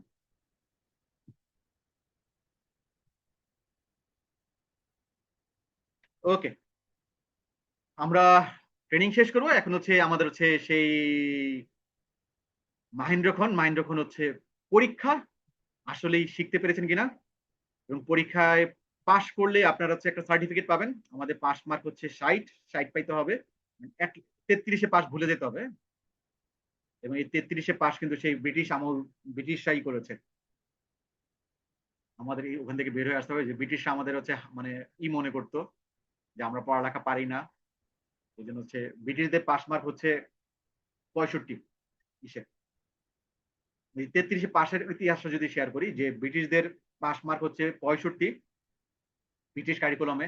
এবং বাংলাদেশে যখন মানে এই উপমহাদেশে যখন হচ্ছে কারিকুলাম শুরু হলো, শিক্ষা ব্যবস্থা, তখন ছিল যে পাস মার্ক কত হওয়া উচিত। তখন এক ব্রিটিশ বলতেছে, আমাদের এই ওদিকে তো 65, আর এখানকার মানুষ তো আমাদের অর্ধেক, তাহলে পাস মার্ক 32.5 হবে। এবং অনেকদিন এটা 32.5 ছিল, পরে আস্তে আস্তে এটা 32.5টাকেই পরে রাউন্ড করে 33 হয়। 33 যে পাস মার্ক, এটা কিন্তু সে ব্রিটিশরা তাদের আমাদের অর্ধেক মনে করে, মানে মানে ব্রিটিশরা আমাদেরকে অর্ধেক মনে করে, ওখান থেকে কিন্তু চলে আসছে। আমাদের এখানে পাস মার্ক হচ্ছে 60 পেতে হবে। আর যারা পাস করবেন তারা হচ্ছে সার্টিফিকেট পেয়ে যাবেন, ক্লাসের রেকর্ডিং সার্টিফিকেট পেয়ে যাবেন। আমি হচ্ছে আরাবিকে করবো, আমাদের কোঅর্ডিনেটর। আপনি হচ্ছে পরীক্ষার লিঙ্কটা একটু দিয়ে দেন। এই পরীক্ষার লিঙ্কটা হচ্ছে মানে যারা এখন সম্ভব এখনই পরীক্ষা দিয়ে ফেলবেন, কারণ পরীক্ষা দিতে মাত্র 5 মিনিট লাগবে। আর পরীক্ষা কালকে রাত 8টার মধ্যে দিতে পারবেন। রাত 8টা পর্যন্ত একটা লাইভ থাকবে, পরীক্ষার লিঙ্কটা এখন দিতে পারেন, অথবা রাত 8টার মধ্যে দিয়ে দিতে হবে। 8টার পর পরীক্ষার লিঙ্ক বন্ধ হয়ে যাবে, ঠিক আছে। আবার পরীক্ষা এখানে হচ্ছে আমাদের হচ্ছে এখানে কোচিং যারা করতেছে, আমাদের হচ্ছে 6 মাসের একটা কোচিং আছে। যারা কোচিং করতেছেন তারা কোচিং স্টুডেন্ট ইয়েস লিখবেন, আর কোচিং এর বাইরে যারা তারা নো লিখবেন। মানে একটা প্রশ্ন আছে। সামনের মাসে আমাদের এরকম ট্রেনিং হবে, আশা করি সেই ট্রেনিং গুলোতে অংশ নেবেন। এবং সেই ট্রেনিং এর আপডেট গুলো পেতে আর পরীক্ষা প্রশ্নে হচ্ছে নো লিখবেন এখন না। যারা আমাদের কোচিং এর তারা হচ্ছে পরীক্ষার ওইখানে অপশন দেওয়া আছে। কোচিং এর স্টুডেন্ট হলে ইয়েস লিখবেন, আর কোচিং এর বাইরের হলে তারা নো লিখবেন, অপশন দেওয়া আছে ওখানে। হ্যাঁ, ওইটা করা। আমি হচ্ছে আরাবিকে রিকোয়েস্ট করবো পরীক্ষার লিঙ্কটা একটু দিয়ে দিতে। আরাবি হচ্ছে পরীক্ষার লিঙ্ক দিয়ে দিয়েছে। এবং পরীক্ষা একবারই দেওয়া যাবে, তাই হচ্ছে মনোযোগ সহকারে পরীক্ষাটা দিবেন। হ্যাঁ, পরীক্ষার লিঙ্ক দিয়ে দিয়েছে।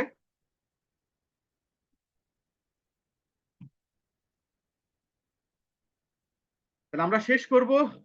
শেষ করার আগে কারো কোনো প্রশ্ন আছে কিনা, এবং আজকের এই ট্রেনিং কেমন লাগলো, এবং আমাদের এই উদ্যোগটা, এই যে পে অ্যাজ ইউ উইশ, আপনি আপনার ইচ্ছে সামর্থ্য যে পেমেন্ট করে ট্রেনিং অংশ নিতে পারেন। এবং আমি হচ্ছে রবিউল সাহেবকে কৃতজ্ঞতা জানি, উনি ওনার টিমের 6 জনকে নিয়ে অংশ নিয়েছে। এবং শাহিন সাহেব, উনিও ওনার একটা ফাউন্ডেশন আছে, সেই ফাউন্ডেশনের অনেককেই আজকে ট্রেনিং এ অংশ নিয়েছে।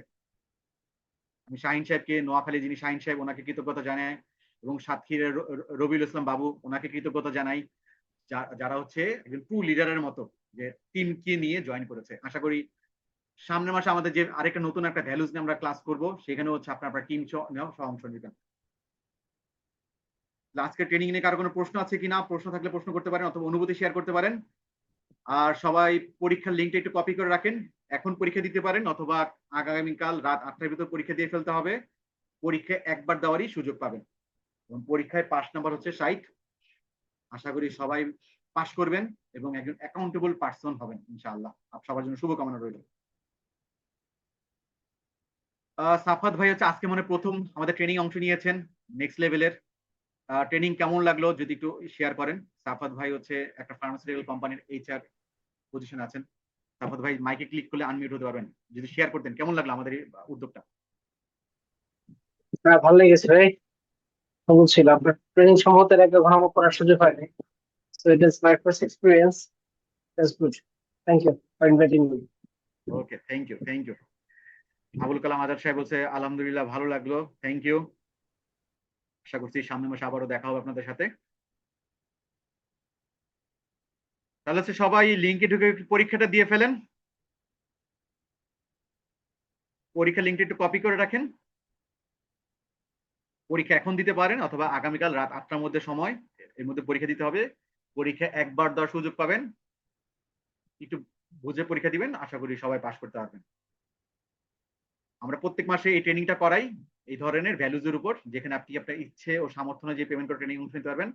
সামনের মাসে আমাদের যে ট্রেনিং হবে সেখানে আপনি এবং আপনার টিম মেম্বার সহ জয়েন করবেন এবং নিশ্চয়ই বুঝতে পারছেন এই ট্রেনিংটা একজন মানুষকে ভালো মানুষে কনভার্ট করে। তাহলে আপনি আপনার টিম মেম্বারদেরকে যদি হচ্ছে সবার আগে ভালো মানুষ বানাইতে হবে, স্কিলড হওয়ার আগে ভালো মানুষ বানাইতে হবে, কারণ দুর্জন বিদ্বান হলেও পরিত্যাজ্য। ওকে, তাহলে সবাই ভালো থাকেন, আবারও দেখা হবে সামনের মাসে।